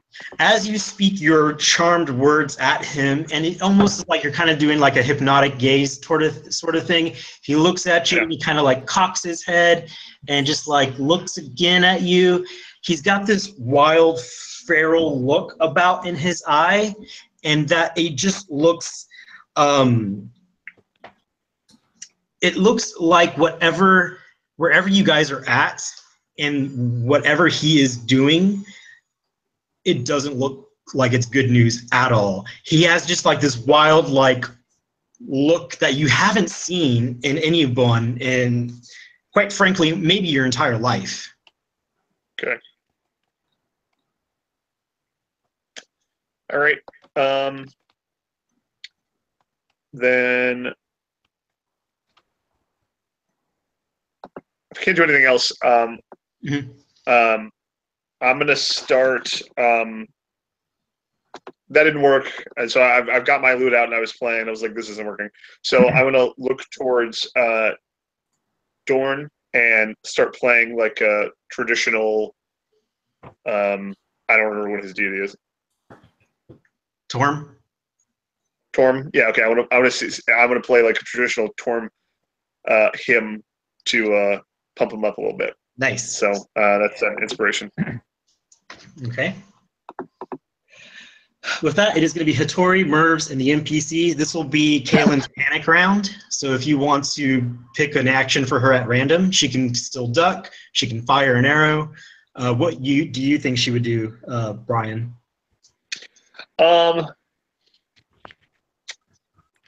I would say, I mean, seeing is, when it was just us fighting the zombies and stuff, but now that she's just sort of sees the people coming before riding around, the instinct sort of kicks in, and she would shoot at the horde of riders coming at her. Okay. So maybe she tries to pick off the lead guy. Yeah, that sounds good. Roll a longbow, because they would be in range of her. Right. Oh yeah. There's one. Okay.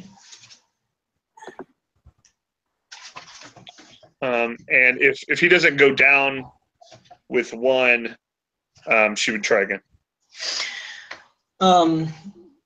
Yes. So she's going to need to fire one more time, but that warrior looks pretty bad from that, and a 14 will hit.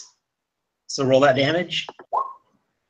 With 2 arrows, she manages to pick off the lead rider. He falls underneath the horse and gets trampled underfoot. The horse keeps going with the rest of the group, and the group, as they're coming towards them, they don't look dismayed by their companion falling down, like, oh shit, like they're just they're riding. All right. But yes, good job. She managed to pick off one of them. There's about 10, and well, now there's 9 headed towards her. Hattori is going to run up to try to help Orna. He gets to her, and he fights the guy that's on top of her. Do. 19.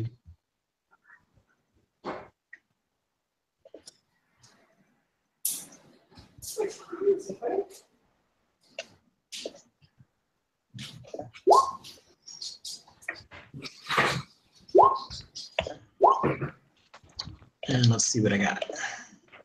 Holy shit. Yeah, all 3 of those hit. And he takes out the guy who was kind of chomping on her. He looks down at Orna, and he just sees a bloody mess. And he speaks something in his native language, or maybe it's Water Ganassi, you're not too sure. But he actually, for the first time in a long time, he seems legitimately spooked. If you were close enough to see him, which I don't think anyone is. I guess that's just more of a narrative. Merv, it's Merv's turn. He's gonna do magic missile again. The other NPCs, Nala's gonna get up. She's gonna fire a crossbow. And oh god. She hits Kalen. No, good. Like, we cannot. I got a nat Our one. lives. I got a nat one. Kalen takes 3 points of cross bolt damage. All right. And she goes, sorry, I'm so sorry. The other 3 kind of like stand up and like they see what's coming at them and they kind of brace for impact. You have Gerber, who's also going to do some magic missiles. So let's just take some Merv. And let's do some magic missiles.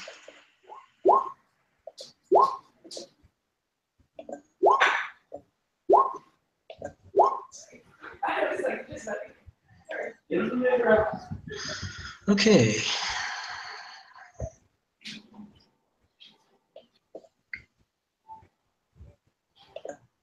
Now. So magic missile automatically hits. I don't know why it's like a ranged attack.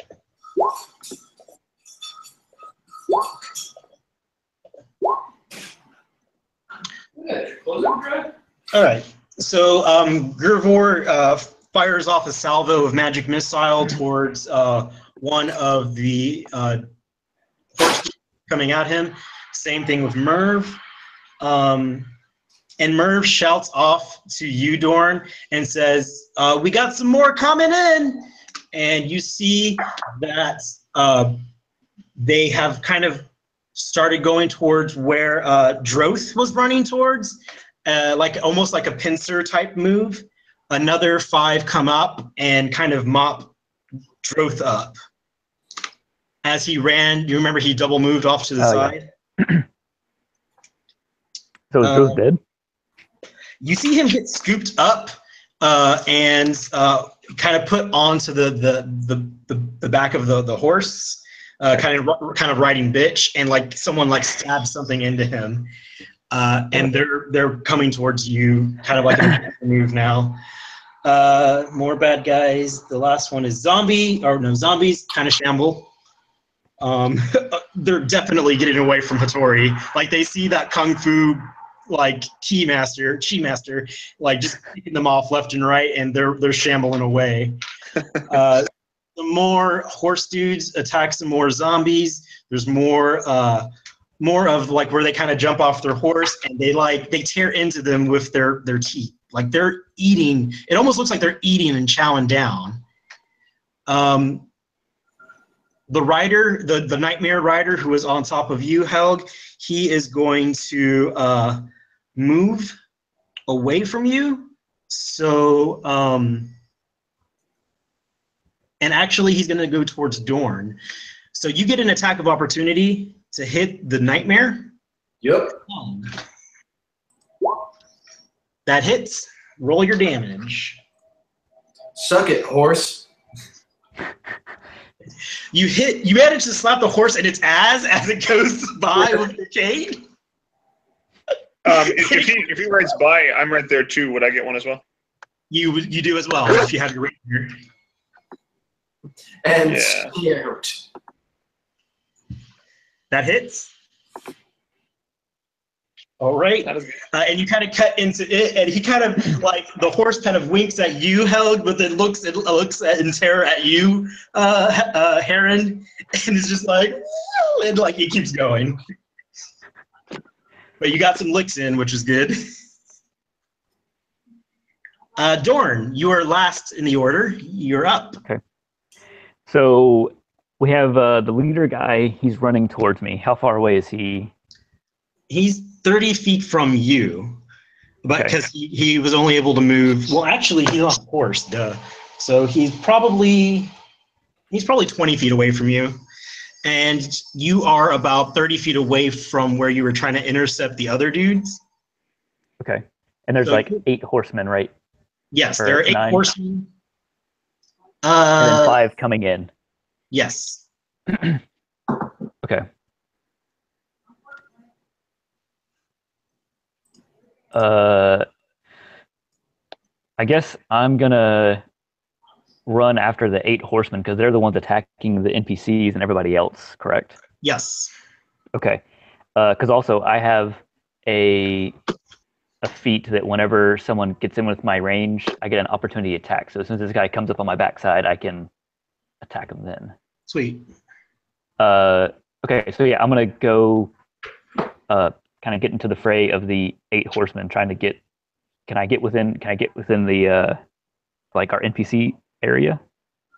I would say they're within 30 feet. I'd say where you're at, you can either move 30 feet diagonally towards the horde coming, the 8 horsemen, or you can move 30 feet to join the NPCs. You could move 20 feet behind you to come up against the nightmare. I'm gonna keep the distance from the NPCs a little bit, because what I'm gonna do is I'm gonna do Sacred Flame, and then as my bonus action, I'm gonna do Spiritual Weapon. And so I'm gonna do that from a range. Spiritual Weapon has a distance of 60 feet. Sweet. So I want to get close to the NPCs, but I'm trying to like break them up so that they'll have to either attack me or the NPCs, so it'll be breaking up their numbers. Got it. So you can move in such a fashion where you kind of position yourself, like you said, you'll be about 10 feet away from the NPCs and 20 feet away from the incoming horse. They kind of see that, and you see them kind of diverge. Okay. And who would you like to attack? I want to attack whichever side is. Because if they're diverging, then there's probably 4 and 4. Some of them are split, and then there's a little bit further away. There's the other 5 coming in. The other 5 are about 200 feet in the opposite direction, where. But they're still coming. But they're still coming this way eventually. Yeah, so they're going to be coming from over here. Okay. You are over here, and the horses are coming this way. Okay. So you can come here and kind of like split up the two, coming this way. Yeah. So I'll do the ones that are your index finger. Yeah. All right. Cool. Yeah. So I'll do Sacred Flame first. Shitty battle map. So Sacred Flame on just the person, not the horse. Okay, so I have to make a dex save? Yes. Does a 17 save? What am I comparing it to? Your spellcasting modifier. So it's probably like 14 at this level, I want to say. Mine's at 15. Okay, yeah. Mine's 14. Okay, so I rolled a 17, so he dodges your radiant flame. Okay. So next is Spiritual Weapon. Okay. I'm not sure. I don't see anything about a saving throw. So I guess it's just straight up attack. Let me see. Do you know, Brian? Oh, actually, it is because that's Spiritual Weapon is like you're just like because it's a concentration spell too, right? Yes. Yeah, for 1 minute. Yeah, so you're just like conjuring this like spiritual weapon that you can use to continue to attack and return if you want. Yeah, so 19 is actually the attack. 19 is the attack, not the damage. Okay. Right. Yeah, that hits the horseman. Or who are you aiming for? Yeah, the horseman. Okay. The one who dodged the flame? Sure. Okay. All right, you clock him upside the head with what is your spiritual weapon? I'm gonna say right now it's like a spear, just a simple spear. Okay. It's like a big pole of energy. A phallic-like spear comes towards the guy's head. Yes. Yes. Exactly. And he eats it kind of just distastefully and takes 8 points of embarrassment damage. He just takes it all. He takes it all. He takes it down the shaft. And Helg, you're up. So nobody's near me, right? No one's near you except for Heron, who's standing sort of. Yeah, you, Heron. So grenades probably not a grand idea. You might be able to hit the incoming horde. Okay. Yeah, I'll do that. You have to move 30 feet first towards them and then chuck it. Oh, this is a great plan. Let's do that. Helg rushes towards and throws a grenade. All right. That definitely hits. Roll your damage. And make sure you deduct your grenade count too. Yeah, I think I'm down to 1 after this. All right. You knock out. Let us see. What is 18 plus 15? Oh, the 15 isn't important. I hit the button twice accidentally. Okay, 18. So you managed to knock out the. Were you attacking Josh's group or the further group? I guess whichever was closer to me. So it would have been Josh's group. So you take out the guy who ate the spear and one other dude, one other horseman. So now there are 2 in Josh's original attacking group. There's still 4 others that are coming up. And Heron, it is your turn. Okay, so we've got the 2 groups of riders coming around the sides. There's the one that would be like closer to me, I guess. Which would be Josh's group. Right, how far away is the other one? They're just about 10 feet away from Josh. So it's like, from your perspective, like you've got Josh's group that's coming this way, about 10 feet, and then the 4 horsemen that are this way, and there are only 2 left and 4 here going this way. Okay. So I'm gonna ask again, like if I were to run sort of diagonally and maybe like head them off a little bit, how many could I catch in a 30-foot cone? If you move your full distance, you can catch 3. Okay. I'll do that. So I'll head that in that whatever direction that would take me to try and head them off. And then, so I'm standing in front of them, and I have my lute, and I play just this really horrible, discordant note, and whatever they fear most appears in front of them. Okay.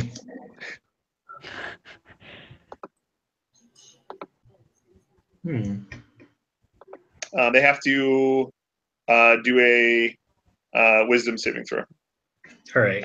And I'm just going to roll 1 for the group. I got a 2. Yeah, that is not going to. All right, so they are officially terrified of me, or the phantasmal image that I have conjured right in front of me. The phantasmal. And they must. Yeah, they must. I don't know. It's just because it's going to be based on whoever's looking at it. So I don't know what they're afraid of. Okay. But do you get to see it? Does it like conjure a physical thing, or is it just only they see it in their mind? Like you wouldn't be able to see it. I don't know. It says phantasmal image, maybe of a creature's worst fears. All right. So I think it's different depending on who looks at it.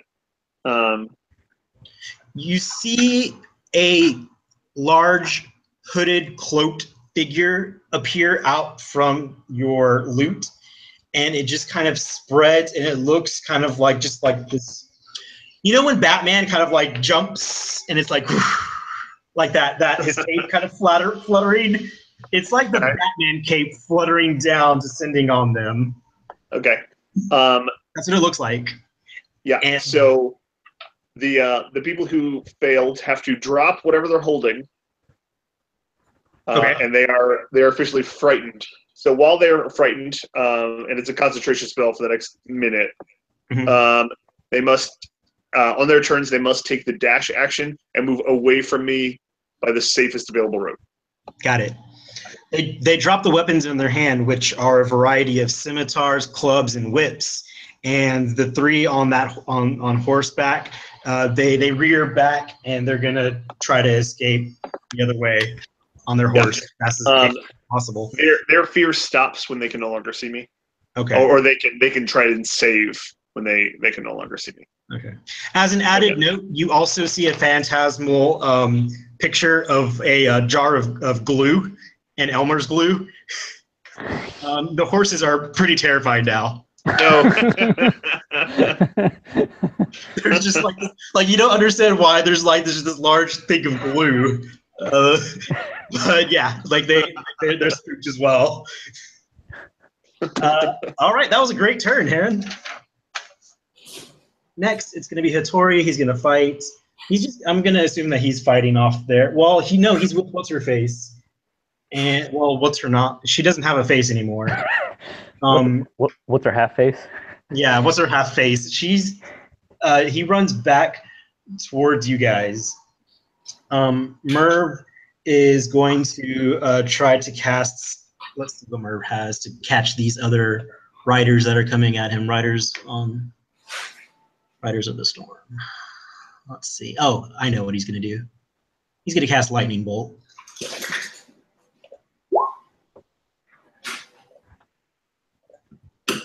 And he catches them. All right. And I have to do a dexterity save. And I pass. He takes out, how much was that? 21, so 11. He takes out one of the riders and their horse, but there are still 4 coming from that pincer-like move. NPCs. Kaylin is up. Brian, I'll let you decide if she would still fight or not. I feel like because there's still a couple heading towards us, she should probably continue to try and, she's terrified, but, she's a ranger, instincts kick in. Right.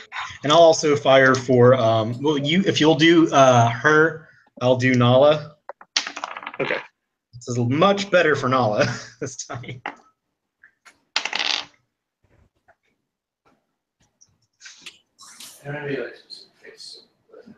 So I've got 2 and 1.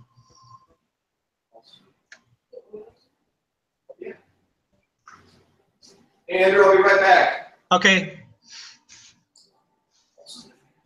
Kaylin, she hits one that's coming towards her. Okay. Roll the damage, please. That takes out that warrior with 1 swoop. And she has a second attack. So that's down to... Yeah. That one hits. And that warrior is still up, but he's looking pretty bloodied. So currently there is 2 horsemen coming towards them. One that just got hit. The other one in the second group. The other 3 are running away from you, Heron. In fear. NPCs, they're going to kind of huddle together because they are fucking scared. Gerver is going to fire off magic missile.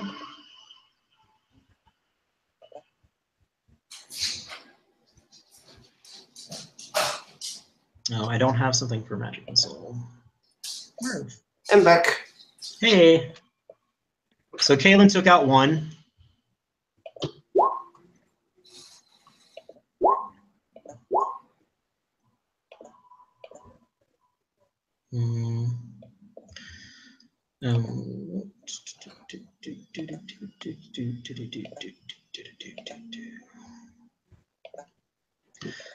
His magic missile takes out the one that Kalen shot, so now there's only one horseman coming at them.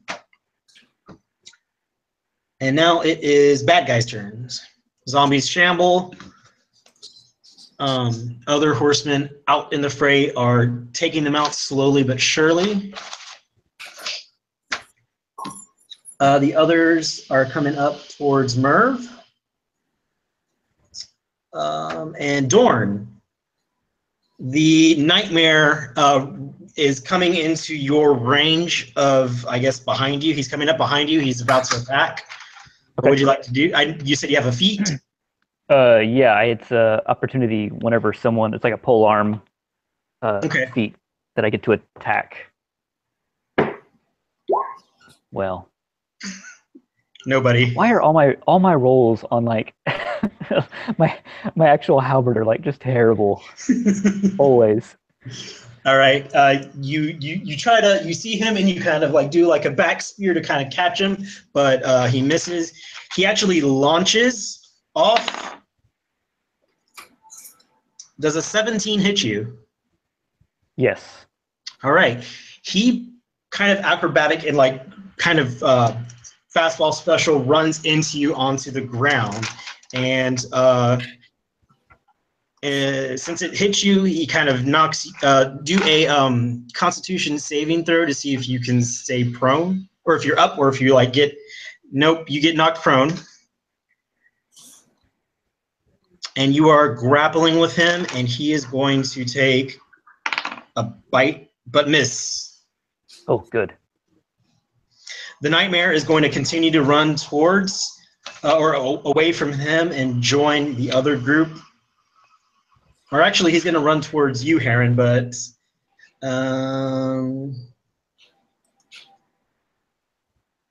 doesn't get to you just this turn. Other bad guys are coming up on Merv.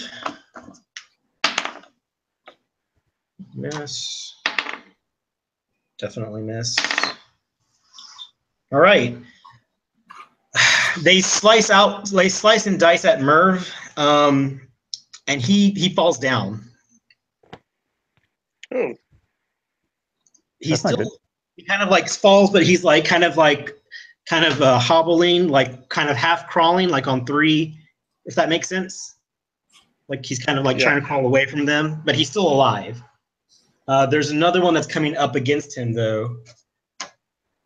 And that's them, And then the one last horseman that you guys managed to take out all those horsemen. That was pretty badass. There is one left. He's going to come up and aim for, who looks weak? She looks weak. He's going to scoop. He grabs Ruck, the small deep gnome. I mean, resist. Oh, yeah, no. Yeah, he grabs Ruck, the small deep gnome, just kind of like by the scruff of her neck, and is like riding away. Kaylin gets an attack of opportunity, as does Nala. Nala misses. It has to be melee, right? Yeah.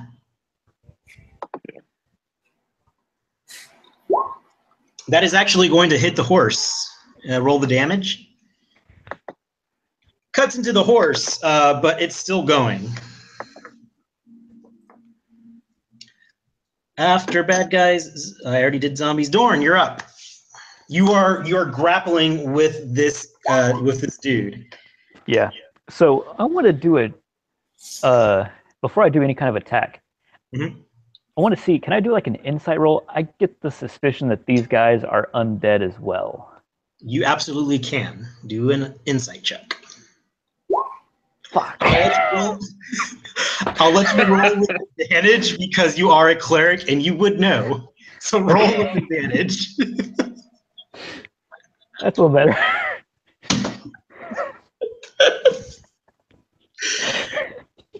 It's moving, so it must be alive. All right. Your insight into this individual is he is not undead. Not in the slightest. He is very much alive. Okay. But there is no death to him. Okay. In that case, I'm gonna cast inflict wounds because we're grappling, so I can touch him. Yes. So I'm gonna do that. Let me see. What was that? That's the Oh attack. yeah, you definitely hit him. Oh, come on. 3 d10s, and that's what I get. Did I roll right? Yeah, it's 2 + 2 + 1. Good Yeah. lord. How do I get such terrible rolls? Not sure. Uh, That was necrotic damage? yeah. Okay. You go and you do your inflict wounds, and as it's like cutting into him, you notice that the spell isn't as strong as it has been in the past. But he still That takes makes damage. sense. He still takes damage, but it's not as like you've done this before, and even with the 5, you would have gauged 5 HP worth of damage. It still doesn't do that much. Okay. By your experience, you see, like it's kind of cutting into him.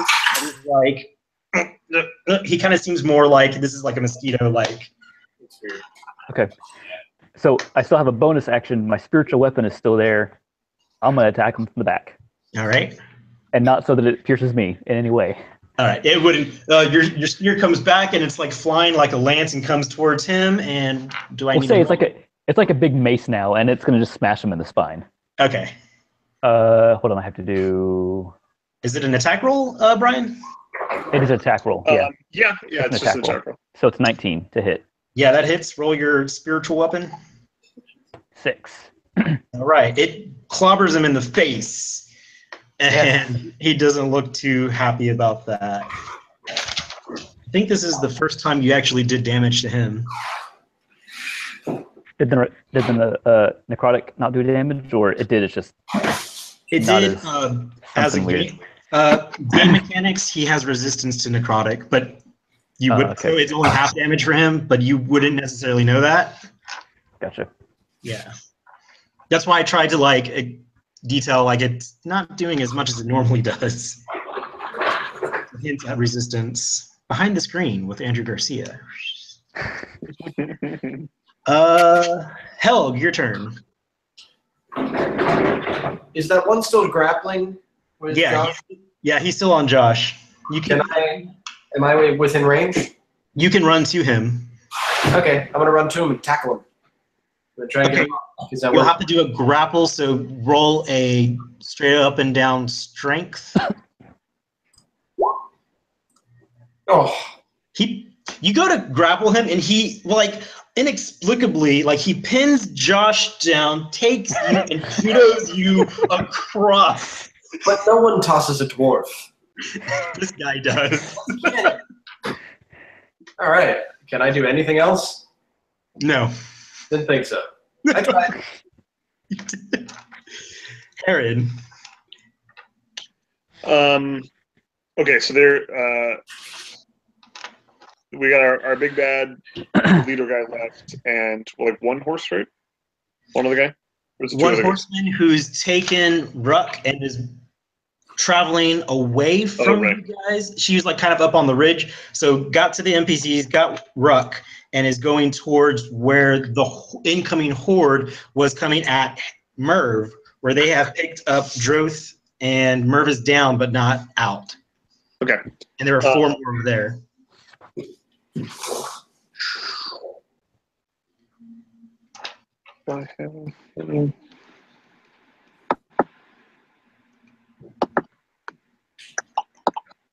Cone of shame. Yeah.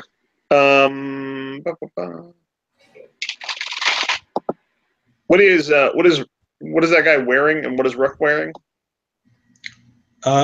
Ruck, she is a she's a rogue, right? She's a rogue, so but right now because she was a prisoner, she was in prison like garb. Okay. What about the rider? The rider isn't wearing much of anything. He looks very think of like a Comanche Indian. not really wearing anything metallic. It's all just like, if there were deer skin, it's kind of stuff like that, but very skimpy. Like you can see his butt. What about the horse? They're riding them bareback. That's like Bareback. the Okay. scary thing. All right. Okay. It's all like leg muscle that's like holding onto them and girdling them, or bridling. I don't know. Is that the right word? Man. How far away is that guy? That who has Ruck? Yeah. A good 60 feet away. Okay. Let's do. I guess I'll just shoot at him. Man, that sucks. So I'll like run up and shoot at that guy, I guess. The one who took Ruck? Yeah. Okay. I think that's what I would do. That hits. Hey, not bad. That's a really good roll. You catch him in the back, and he kind of. And let me roll concentration to see if I let go of her. Nope. He kind of just like, and he like brings her up in front to where he's sitting, and she's like fidgeting away. Like, let me roll for her because she can't do anything.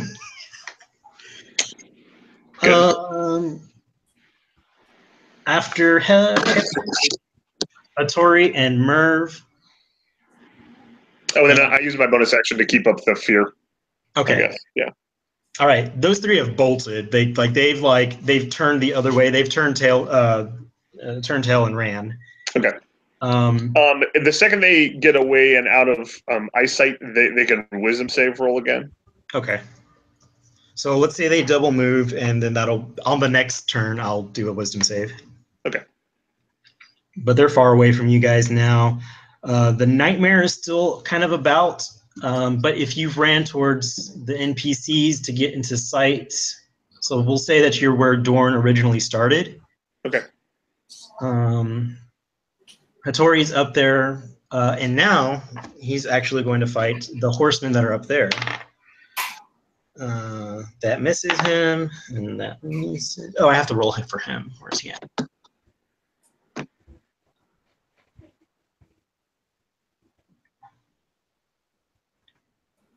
And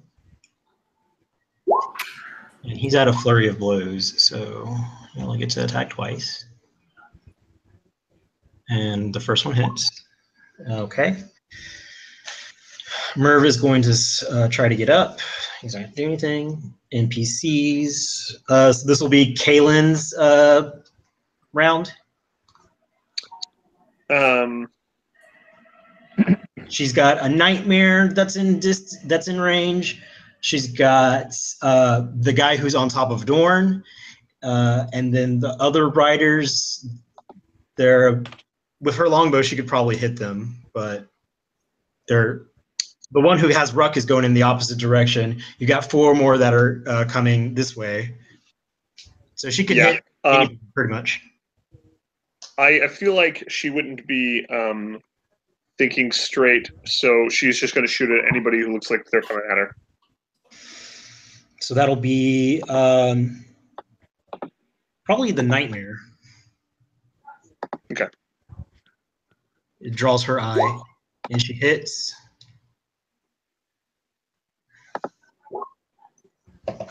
Oof. Nightmare. Yeah, that longbow. Yeah, that was a good one. And then she gets a second attack. Yeah.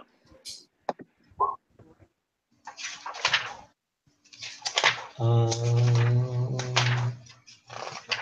am I at? That also hits. -6. Let me do some math, see how dead he is, or not dead. 9 minus 10 minus 12 minus 6 is 31. All right. Bad guy's turn. Nightmare is going to come and charge right at her now. It was coming towards you, Heron, but it's not too happy with her. It moves with burning speed, and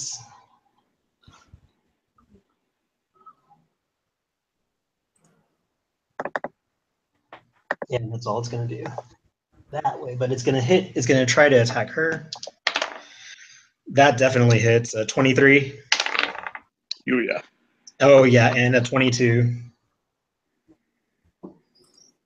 She takes 26 bludgeoning and 7 fire damage. And 7 fire damage. Yep. So total 30. 33. Yes, 33 because it was 26. So Okay. where's she at? Do that one. She's at 1. She gets trampled and she starts screaming in pain and in terror. Yeah. Yeah, not great. The others that are there with her, they're going to attempt to attack the horse that's right up on them. That hits. So 6 damage. The shield dwarf, Rundorn, hits him. Pretty just like punches. Terracell does nothing. Noble actually hits for 1 damage. He slaps him. And let's see. Every little bit helps. Yeah, it helps. You know, Gervor is going to administer a healing potion to her. So roll 2d8 plus 4. All right.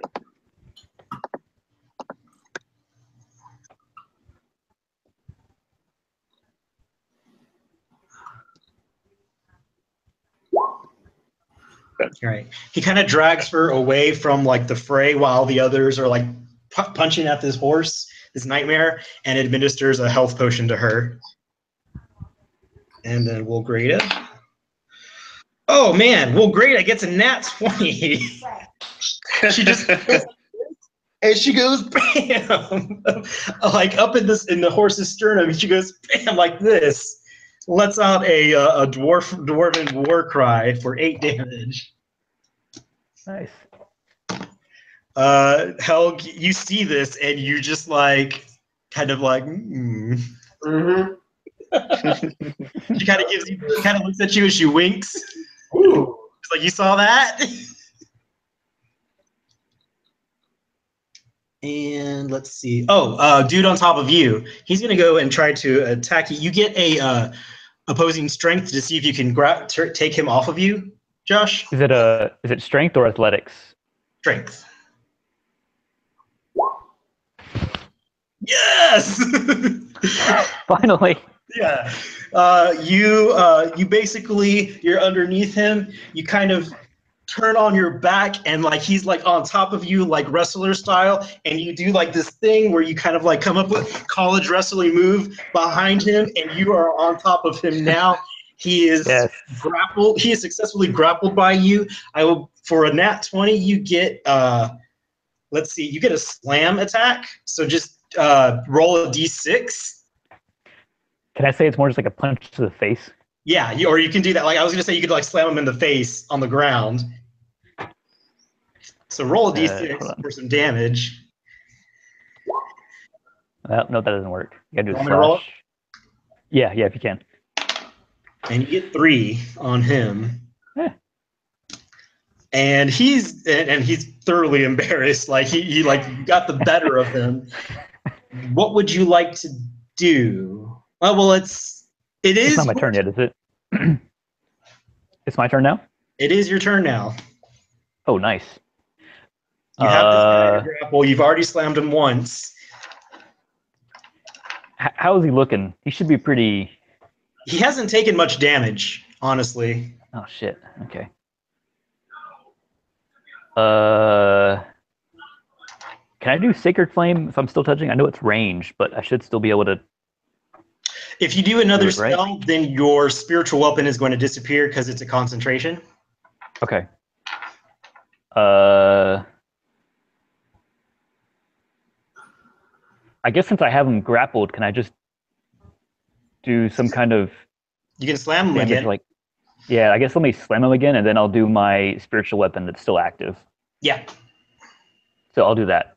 Okay.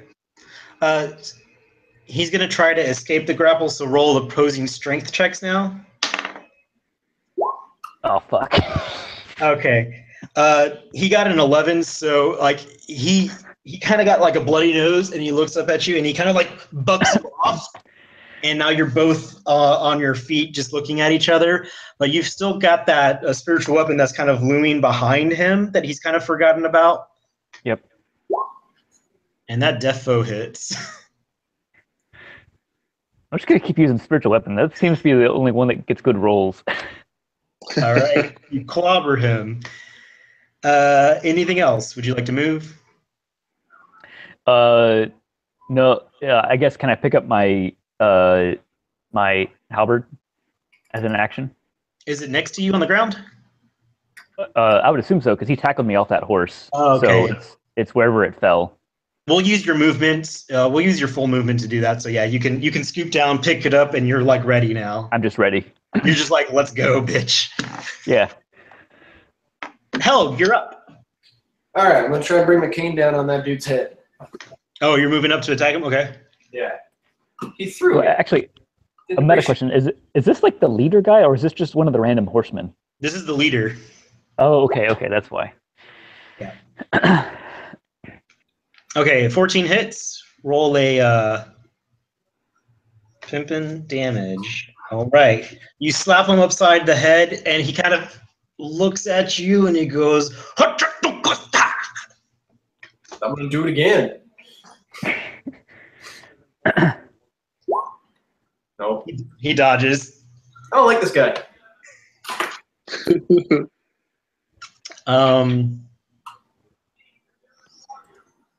Heron. Yeah. So that the guy with the ruck is still riding away, right? Yep. Can I catch up to him? Not totally, but like within range. So I can shoot him again. You can get within range if you move your 30 feet. You can still be within range to attack. And I will do that.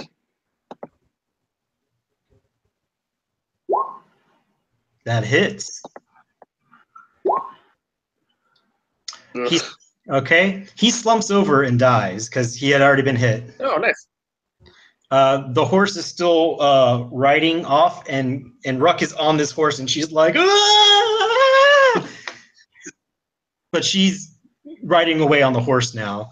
Okay. And then I'll just use my bonus action to keep up the fear, I guess. Okay. I gotta roll a saving throw now for them. They fail, so they're still they run away.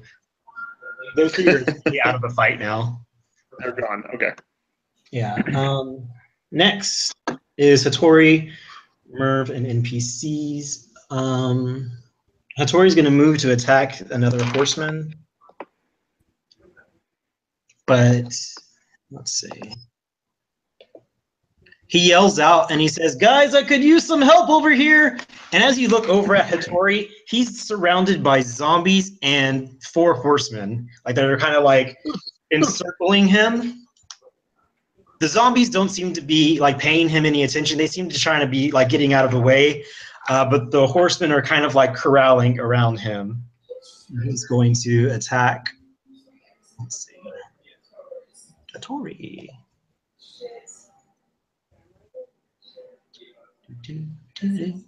Don't look, no. And yes. All right, he manages to knock off another horseman, but 3 are still encircling him. Bad guys' turn. Oh, well, other NPCs' turns. They're gonna keep pummeling the nightmare. Yes. 3. No. Yes. 2. Yes. 6. And then Wolgreta. Yes. 5. Let's do math. 31 minus 6 minus 1 minus 8 minus 2 minus 5 is all right. They managed to take down this nightmare. Nice. Beat it into beat it to a submission into a pulp. Upon seeing this or hearing the death the death whinny of this nightmare, the leader of the tribe kind of looks over, his eyes wild, and he lets out a whinny that sounds identical to this nightmare's death cry. We've got Gervor and Kaylin. Kaylin is up. Okay. I feel like she'd be pretty freaked out. So she's going to move away and cast Cure Wounds on herself. Okay. That sounds like she would do that. That's reasonable. Yeah. So...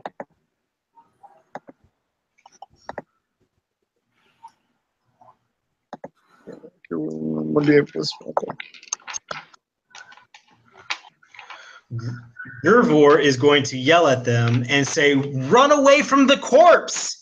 And he books it. Do they listen?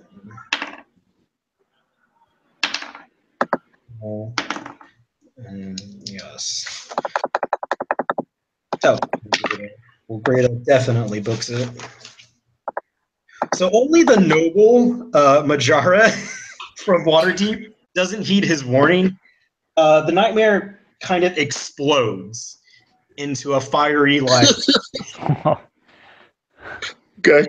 Into ash, and he takes some fire damage.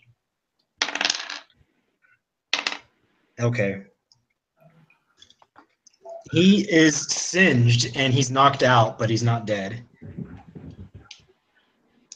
And so she got 9 points back? Yep. Cool. Zombies. Dorn, you're up. You've got Homeboy in front of you. Huh? Oh, but you're booking in. Sorry, Susan is over there. Hi. Give me just a second.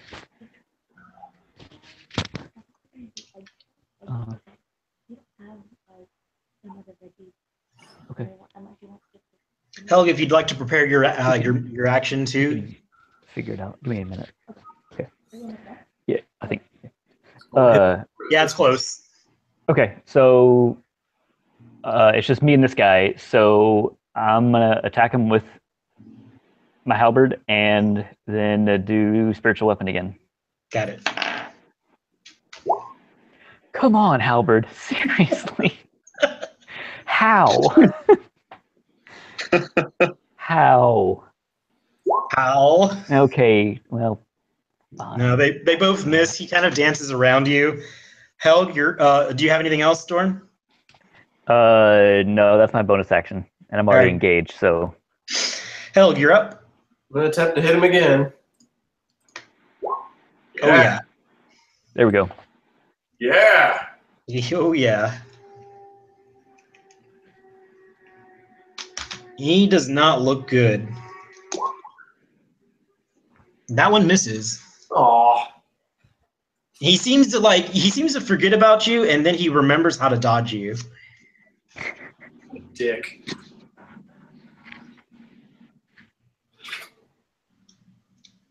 Heron. Okay, so now, how far away is Hattori with the being surrounded? About from where you're at, about 100 feet, because he moved way into the fray. Oh, okay, so not okay. Good. Man, okay. I guess I'll move that direction and then dash. So I'll move 60 feet that way. Okay. And then as my bonus action, I'll just go ahead and let I guess I never felt them break the spell, so I assume they got far enough away. And I'll go ahead and use my bonus action to instead inspire Hattori. All right. So Hattori now has a d6 you can use to roll on stuff. Sweet. For the next 10 minutes. Speaking of, it is their turn, or Hattori's turn. They're gonna grapple with him. Oh God, sorry, Hattori. Oh God, I don't want you guys to think that I'm making this up, but like I just did. You probably can't even see it. The blue one is a nat 20 for the horseman, and the white one is a nat 1 for the He's successfully lassoed and roped up, and good God, like, okay, so like there's another guy who looks maybe like the twin sister of the guy you've been like fighting down there, just kind of comes down, hog ties him, and comes back up on her horse. Holy fucking shit. Like, it's a really, like, bad hog tie, but it's like he's wrapped up with that grapple. And then Merv is going to get up, and he's going to attempt to cast a spell.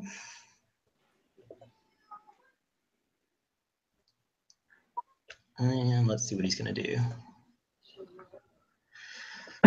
Gust at the incoming horde.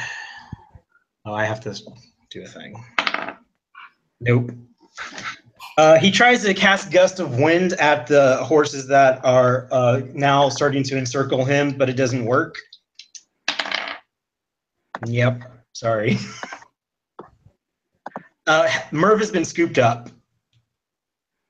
Oh, good. The other NPCs are still up there. They're going to run towards Kalen and Gervor. Kalen's turn. I feel like at this point, kind of her, I feel like her sort of instinct has run its course, and she's going to hide. Okay. She's going to find a nearby bush or tree, and she's allowed to do that. I don't know what the. Yeah. She's got something that allows her to do that. Yeah, she can try to hide behind a tree. Like, there's not much to hide behind, but she can, like, put some dirt on her, I guess. She's kind of scared. Yeah. Predator style. I think it's one of her elf things. Yeah, her Mask of the Wild. She can attempt to hide in natural phenomena. Okay. Okay. She can do that. Up in this tumbleweed brush that's up there. She, like, kind of hits the deck and is like... But Othello is kind of circling at her, and she's like, "Whoo, whoo," trying to go away. Not a very good hiding spot. He's like, trying to comfort look, right here. Here's something. Next, it's bad guys, or it's still bad guys and zombies. They're gonna start to take off, and I still have the dude who's attacking you, Dorn. He's going to disengage with you and move away. So disengage doesn't invoke an attack of opportunity. Okay. But he runs 40 feet away towards where the NPCs are, but like they're up on the ridge and he's down here. So he's parallel with them right now. So he didn't really run towards them. He's just closer to them. Yes, the direction he ran. It looks like he's trying to escape. Okay. Dorn, it's your turn. Zombies shamble. Dorn, your turn. Okay, so right now, who all has been taken? I think so. Merv has been taken. Merv, Tori, Ruck has been taken. Droth has been taken. Orna has been killed. Who was my friend again? Was my friend Droth? Yeah, your friend is Rundorth. He's still okay. He's okay? Okay. He's okay. Majara got charred by some of that explosion from the nightmare, but he's alive. Ruck is taken. So the Ganassi and Ruck and 3 others, or 2 others.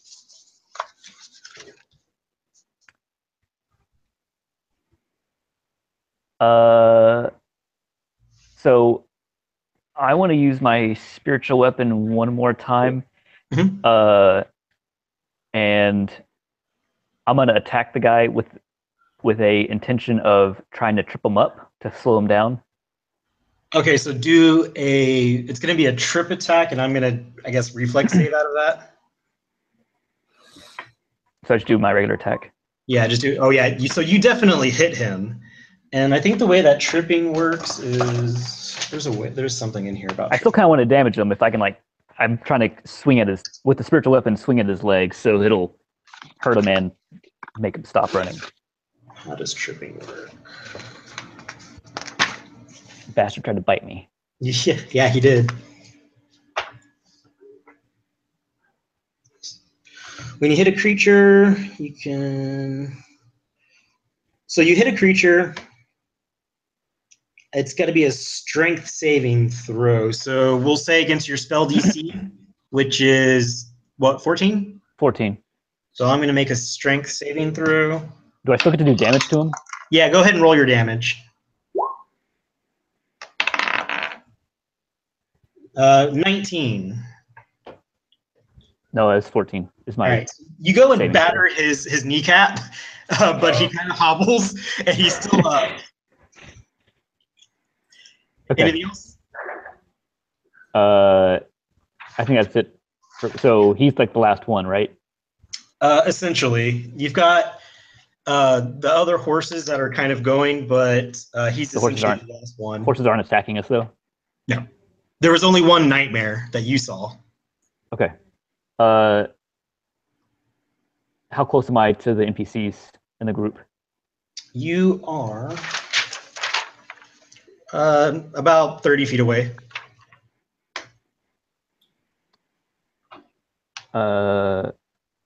Okay, Can I get closer to the? Can I go after the guy a little bit, but still stay close to the NPCs? Yes. If you move towards him, you can move 30 feet. He'll still be 10 feet away from you, but you'll be parallel with the NPCs that are up on the ridge and Kalen. I'll stick 20 feet away from him. I don't really want to engage him that. Okay. Helg, you're up. Just gonna keep doing my thing. Okay, well, he moved away from you. Oh.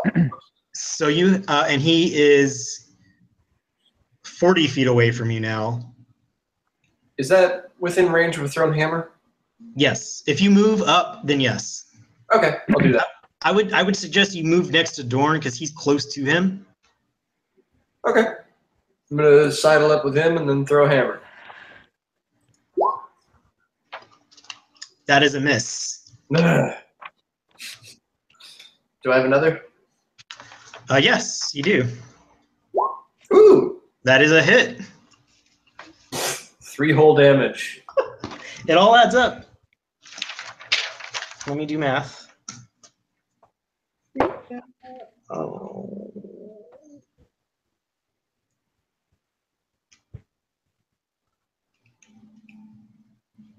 Oh God. Okay, so he looks like he's at death's door.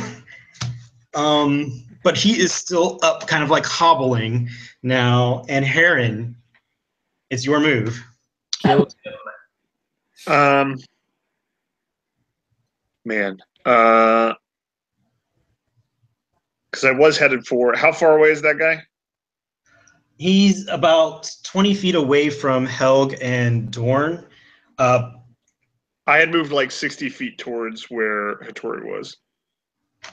Okay. You move that way. There is a couple of zombies that you kind of wade through, but they aren't paying attention to you. They're shambling, and they're trying to get, like, they see you and they look. If a zombie could look scared, it looks scared of you. All right. And the I guess so. So how far is like the leader guy from me? If you've moved towards Hattori, then you are a good. You're a good 60 feet away. Yeah. Okay, that's what I thought. Because they're all over here. And we're like up in the middle. Okay, yeah. You're up in the middle. Hattori's been taken over here. Okay, then I guess I'll continue to. Yeah, let's go ahead and go get Hattori back. So I'm gonna run 30 feet that way, and how close does that put me to the guy? The rider. The rider? The rider that took Hattori. 40 feet away. I think that's within my range, right? I don't remember.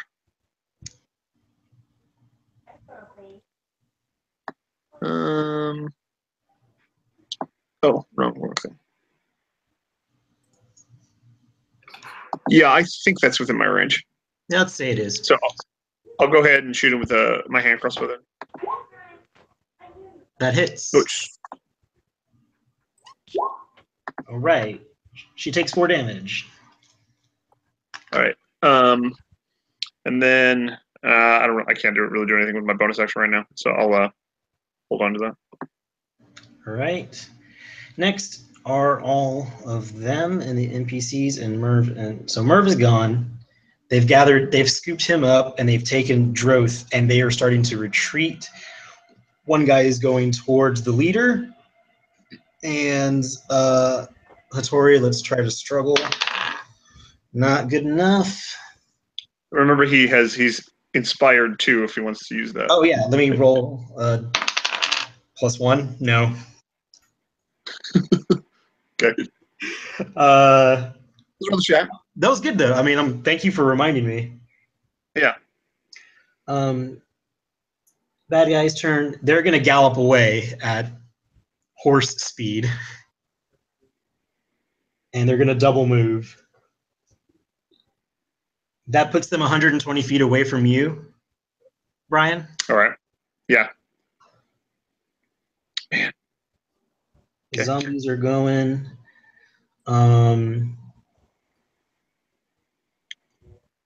NPCs, they're gonna chill because they're scared. And Dorn. Oh no, bad guys. So he's gonna double move towards the horse that's coming. They're coming this way. And he's still 10 feet away from being scooped up. Dorn, it is your turn. It looks like he's trying to reunite with one of his riders. He has essentially 1 HP left, so. Take him prisoner. Well, the only thing I can really do is Sacred Flame from this distance. Or roast him. You could roast him. I could roast him. I just have to reflex out of it. What is Helg saying to me? Is Helg saying, like, kill him? He's right there next to you, so you can talk that out. You can talk roleplay. Like, no, man, kill him dead. We tried. All right, let's do this. Yeah, I'm gonna do. So I think I have to move a little bit closer because Sacred Flame has 60 feet range. Mm-hmm. So I'm gonna run up to that distance. Yeah, and do Sacred Flame. Yeah, you can come in. Judgment, guilty, punishment, death. 16. No, it's 14. 14. So I reflex out of it, so no damage. God damn it! Damn. Did you miss the part where I kill him? I still have my spiritual weapon. So spiritual weapon. Well, with Sacred Flame though, it breaks the concentration of the spiritual weapon. I thought I could still. Oh. I'm thinking of attack. Unless you cast another concentration spell. Like, you can cast the spell as an action, and it won't take the concentration as long as you use your bonus action to continue to keep concentration up. Oh, okay. If you cast another concentration spell, it takes the place of it. Well, but I'm wanting to use it, the bonus action to cast it, so to use it. I did forget though. Like, if you haven't, have you taken a hit since you cast spiritual weapon? No, I don't think so. No, he I don't hasn't. think so. Okay, yeah, because if you take a hit, you have to do like a Constitution roll to keep it up. I think at the beginning you did, but that's in the past, so it's fine. Yeah. Yeah. Okay. I don't really have anything for that range, so because I only have my bonus action left, so I can't do anything. All right. I guess I'll just run up as close as I can. I'll still be pretty far away. Not necessarily. You're actually fairly close, so Okay. if you want to, you can move within, we'll say, 10 feet of him. Yeah, I'll do that. Okay. Helg and Heron, you're up. Man. You're pretty far, and there are zombies around you, Heron. And Helg, it's your turn as well. Okay. How far away am I from that dude? About 40 feet. You can move and attack and throw a hammer. I'm gonna run up and try to end this guy. We tried to be friends. No. God fucking damn it. Man. We just want to kill one guy. Is that too much to ask? There we go. But you're still 10 feet away, so your pimp cane, you have to be up on him, though. So you can throw a hammer, though. Oh, okay. Oh, so that first one didn't even count? Like, I couldn't have done that? No, you could not have. So throw. How many hammers do you have left? Because you threw 2. I should have 4 left. Okay. Throw your hammer. Swear to God. Yes.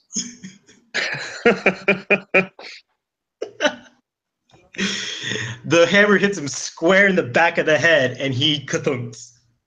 About fucking time. All right. Heron, what would you like to do? Yeah, so that's kind of it, right? Like, the guy carrying both the people carrying Merv and Hattori are like gone, right? They're like out of here. There's only one guy left that's right next to the boss dude who's trying to come and save him. But he's way far away from you. Yeah. You've got zombies around you. Yeah, I don't really care about them though. Just zombies. Yeah, those that became like, you know what? Screw it. Let's like I'm mad and frustrated, and so I thunderwave the people near me. The shambling zombies next to you. So everybody in a 15-foot cube from me has to make a Constitution saving throw. 10. That is not enough.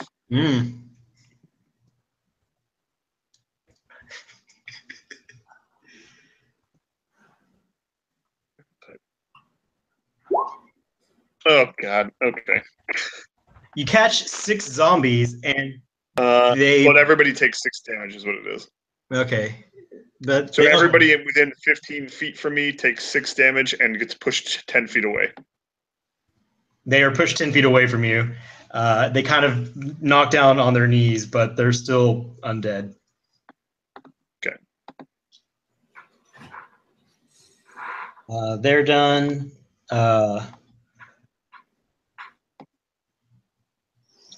He's going to see that that he's dead. He's going to swing around and double move away.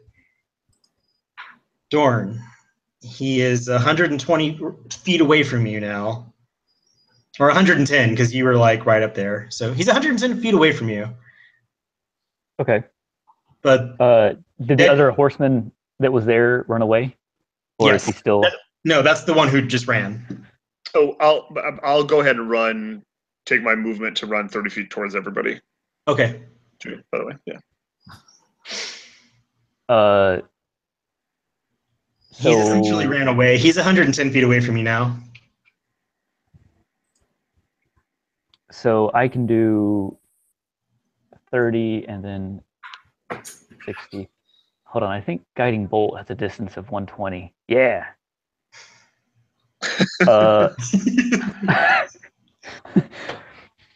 Does Guiding Bolt do damage? Yes. Okay. It does.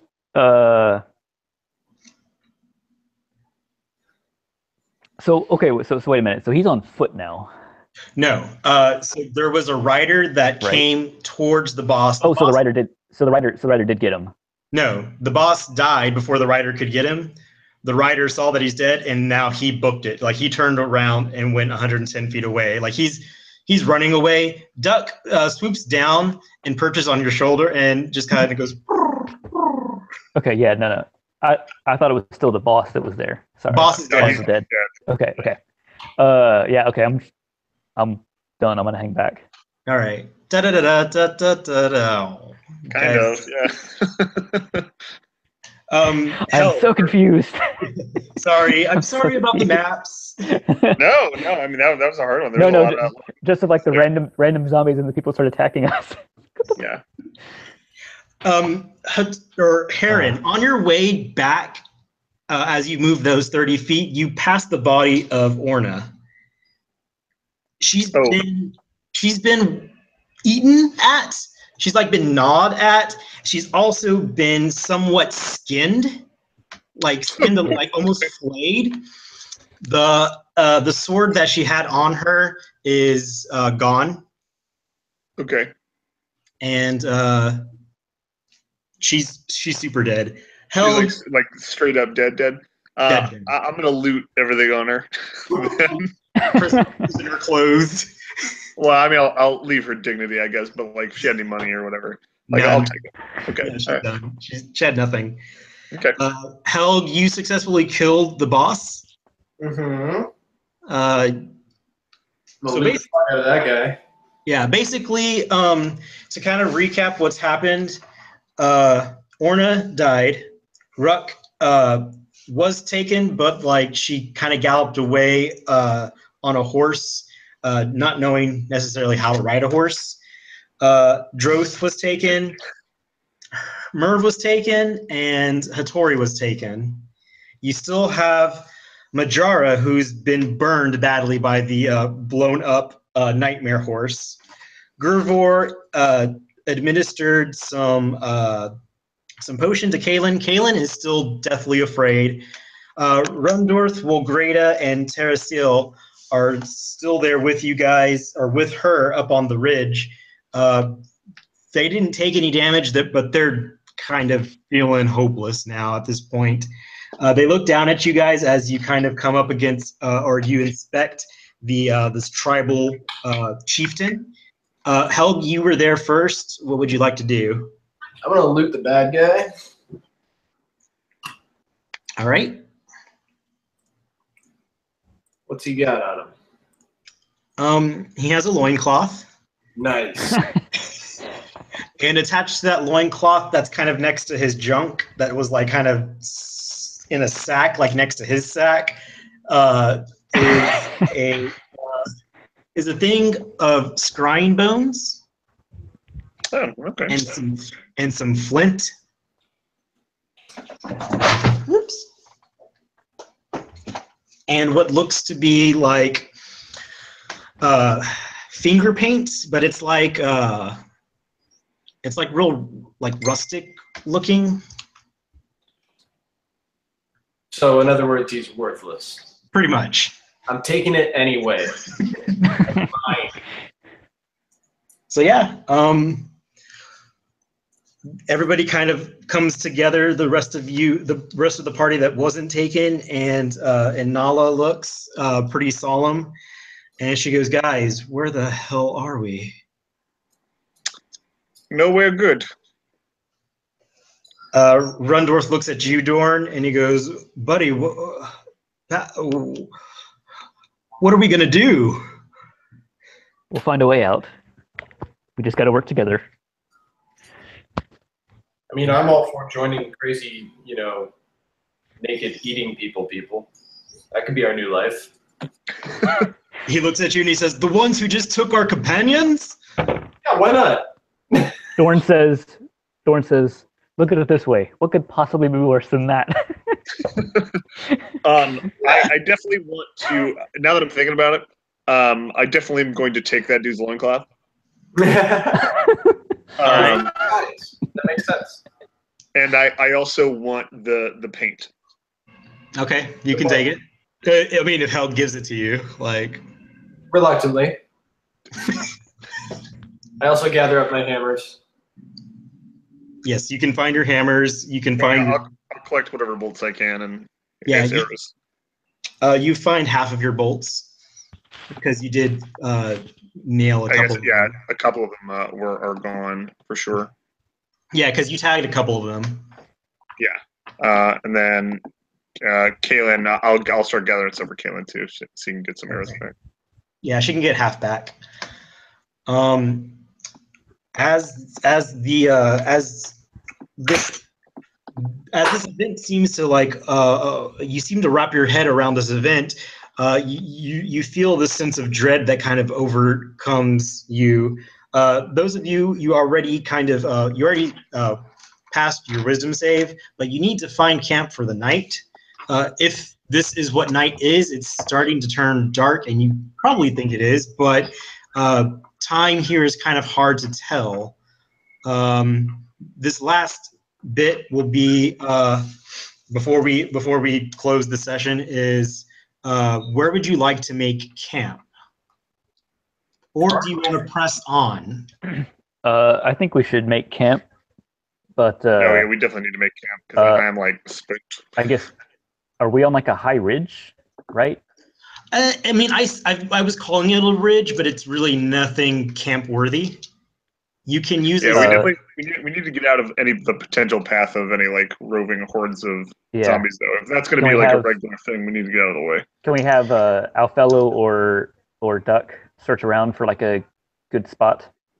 Yeah, Alfello, I would say Katie can do a survival check. Well, Greta is still in your party, so she gets a +2. And if anybody wants, if y'all want to use the help action, I'll grant her another +1. So 25, 26. She takes you away from this beaten path and kind of finds some sort of a almost like a hobbit's house, but it's not a house. It's like a hobbit-sized hill. Mm-hmm. And she says, this is probably the best that we can do. There's a wannabe red larch dead tree that is at the top. And she says, we can do a makeshift shelter here, and it's far enough away from the path that we were finding. It should keep us safe, hopefully. But she is just, she's rattled. Yeah. By the day of events. Duck looks forlorn at the loss of his master. Yeah. I pat Duck and say, we'll get him. Quack, quack, quack, quack. Yeah, I guess I'll just trust that this is a good place, that she's not totally out of her mind. With a roll like that, y'all will be safe for the night. I will tell you that. So, okay, good. Thus ends our. Oh, go ahead. So, any actions you'd like to make? Are we gonna do a long rest? You can. It's up to you guys. Like, you do what you want, but this is a safe grounds for now. Because if we're gonna do a long rest, I can do the prayer of healing, which will heal 6 people, so we don't have to use up our hit dice because it'll be. That's if there's a short rest. If we do a long rest, we all just get our HP back no matter what. Oh, okay. Yeah. Nala also suggests that we take up watch. Yeah, it's a good idea. Okay. That sounds good.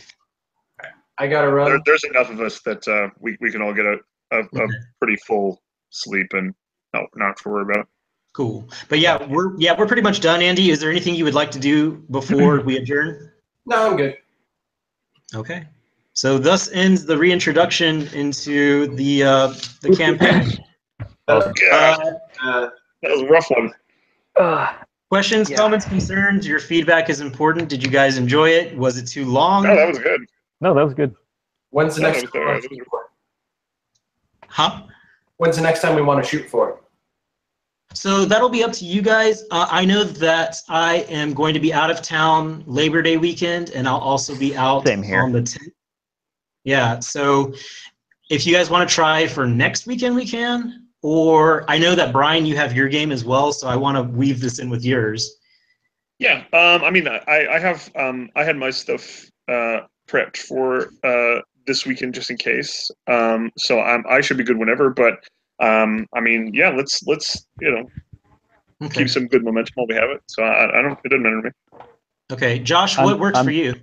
I'm pretty sure I'm free next weekend. I'm out Labor Day weekend as well. But I'm pretty sure I'm free next weekend. Okay. And most Sundays in general. 20th.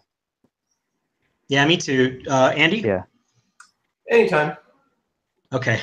And we can also still look at, I don't know, we mentioned last time about doing like a 1 or 1.5 hour session at week. Like in the middle of the week. Yeah. I'm open to those too. That works really well. Yeah, I'm also open as well if you guys can swing it, because I'm the only one with the hour ahead of you guys. So we would be done fairly quick. Yeah. Yeah, I can do that. I think like Monday through Wednesday is a little bit hard for me because I've got like a gym class that I go to. Yeah. Yeah. So it would have to be at like 7. I think Thursday's the best for me. Andy? Yep, Thursday's good. All right. If you guys want to shoot for this Thursday, we can. And what time would work for you guys? 7? Yeah. Or 6? 30? Yeah, probably. 6:30? 7 o'clock? 6:30 would be good. If we can do that. I might be late to the one on Thursday, but I can definitely just jump in later. And I think Katie can do it. I'll have to ask her when she gets here. Yeah. Okay.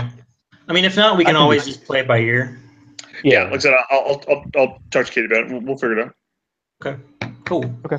Cool. Well, I hope you guys enjoyed it. Was the zombie horde, and like I was trying to go for like a dread feeling. I don't know that I did that, but no, I got it. No, that was good.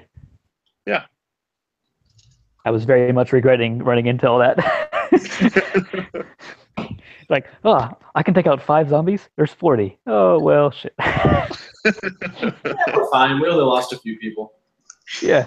Yeah, I was definitely trying to convey that these guys were bad news, and you may want to stay away. We thought they would be friendly, okay? Hey. No. You're the optimist. You guys are optimistic, so. I guess, yeah. Apparently. All right, guys. I'll see you on Thursday. See you later. Thanks. Bye. Bye. Have a good one. Thanks, Josh. Thanks. Yeah, if there's anything if there's anything that you wanted to add for your dwarf friend, like it's still a blank canvas for you. Okay, yeah, I'll think of some stuff and send to you. I keep putting it off, so. And just so you know, for mechanics wise, he has if he stays in your party, he gives you guys a +3 on history checks. Oh, nice. Okay. So cool. I have like these cards with like pseudo stats to try to like give you guys incentive to keep them around instead of using them as meat shields. Yeah. So that's why I was saying like Will Greta was giving her a +2 to survival. Sure. Stuff like that. So I don't know if that like worked out. Yeah, I don't know if that worked out for you. There's the whole like morally we should probably yeah. But no, that's a fun little like like group mechanic thing. It feels like one of those like RPGs where like you gather people to your castle and you get bonuses to stuff based on that. Yeah. I like that. Cool. Well, thanks again, guys. I really enjoyed it. I hope you did too. Yeah, it was fun. Yeah, it was a good one. All right. See you guys. All right. Take care. Later. Bye. Bye.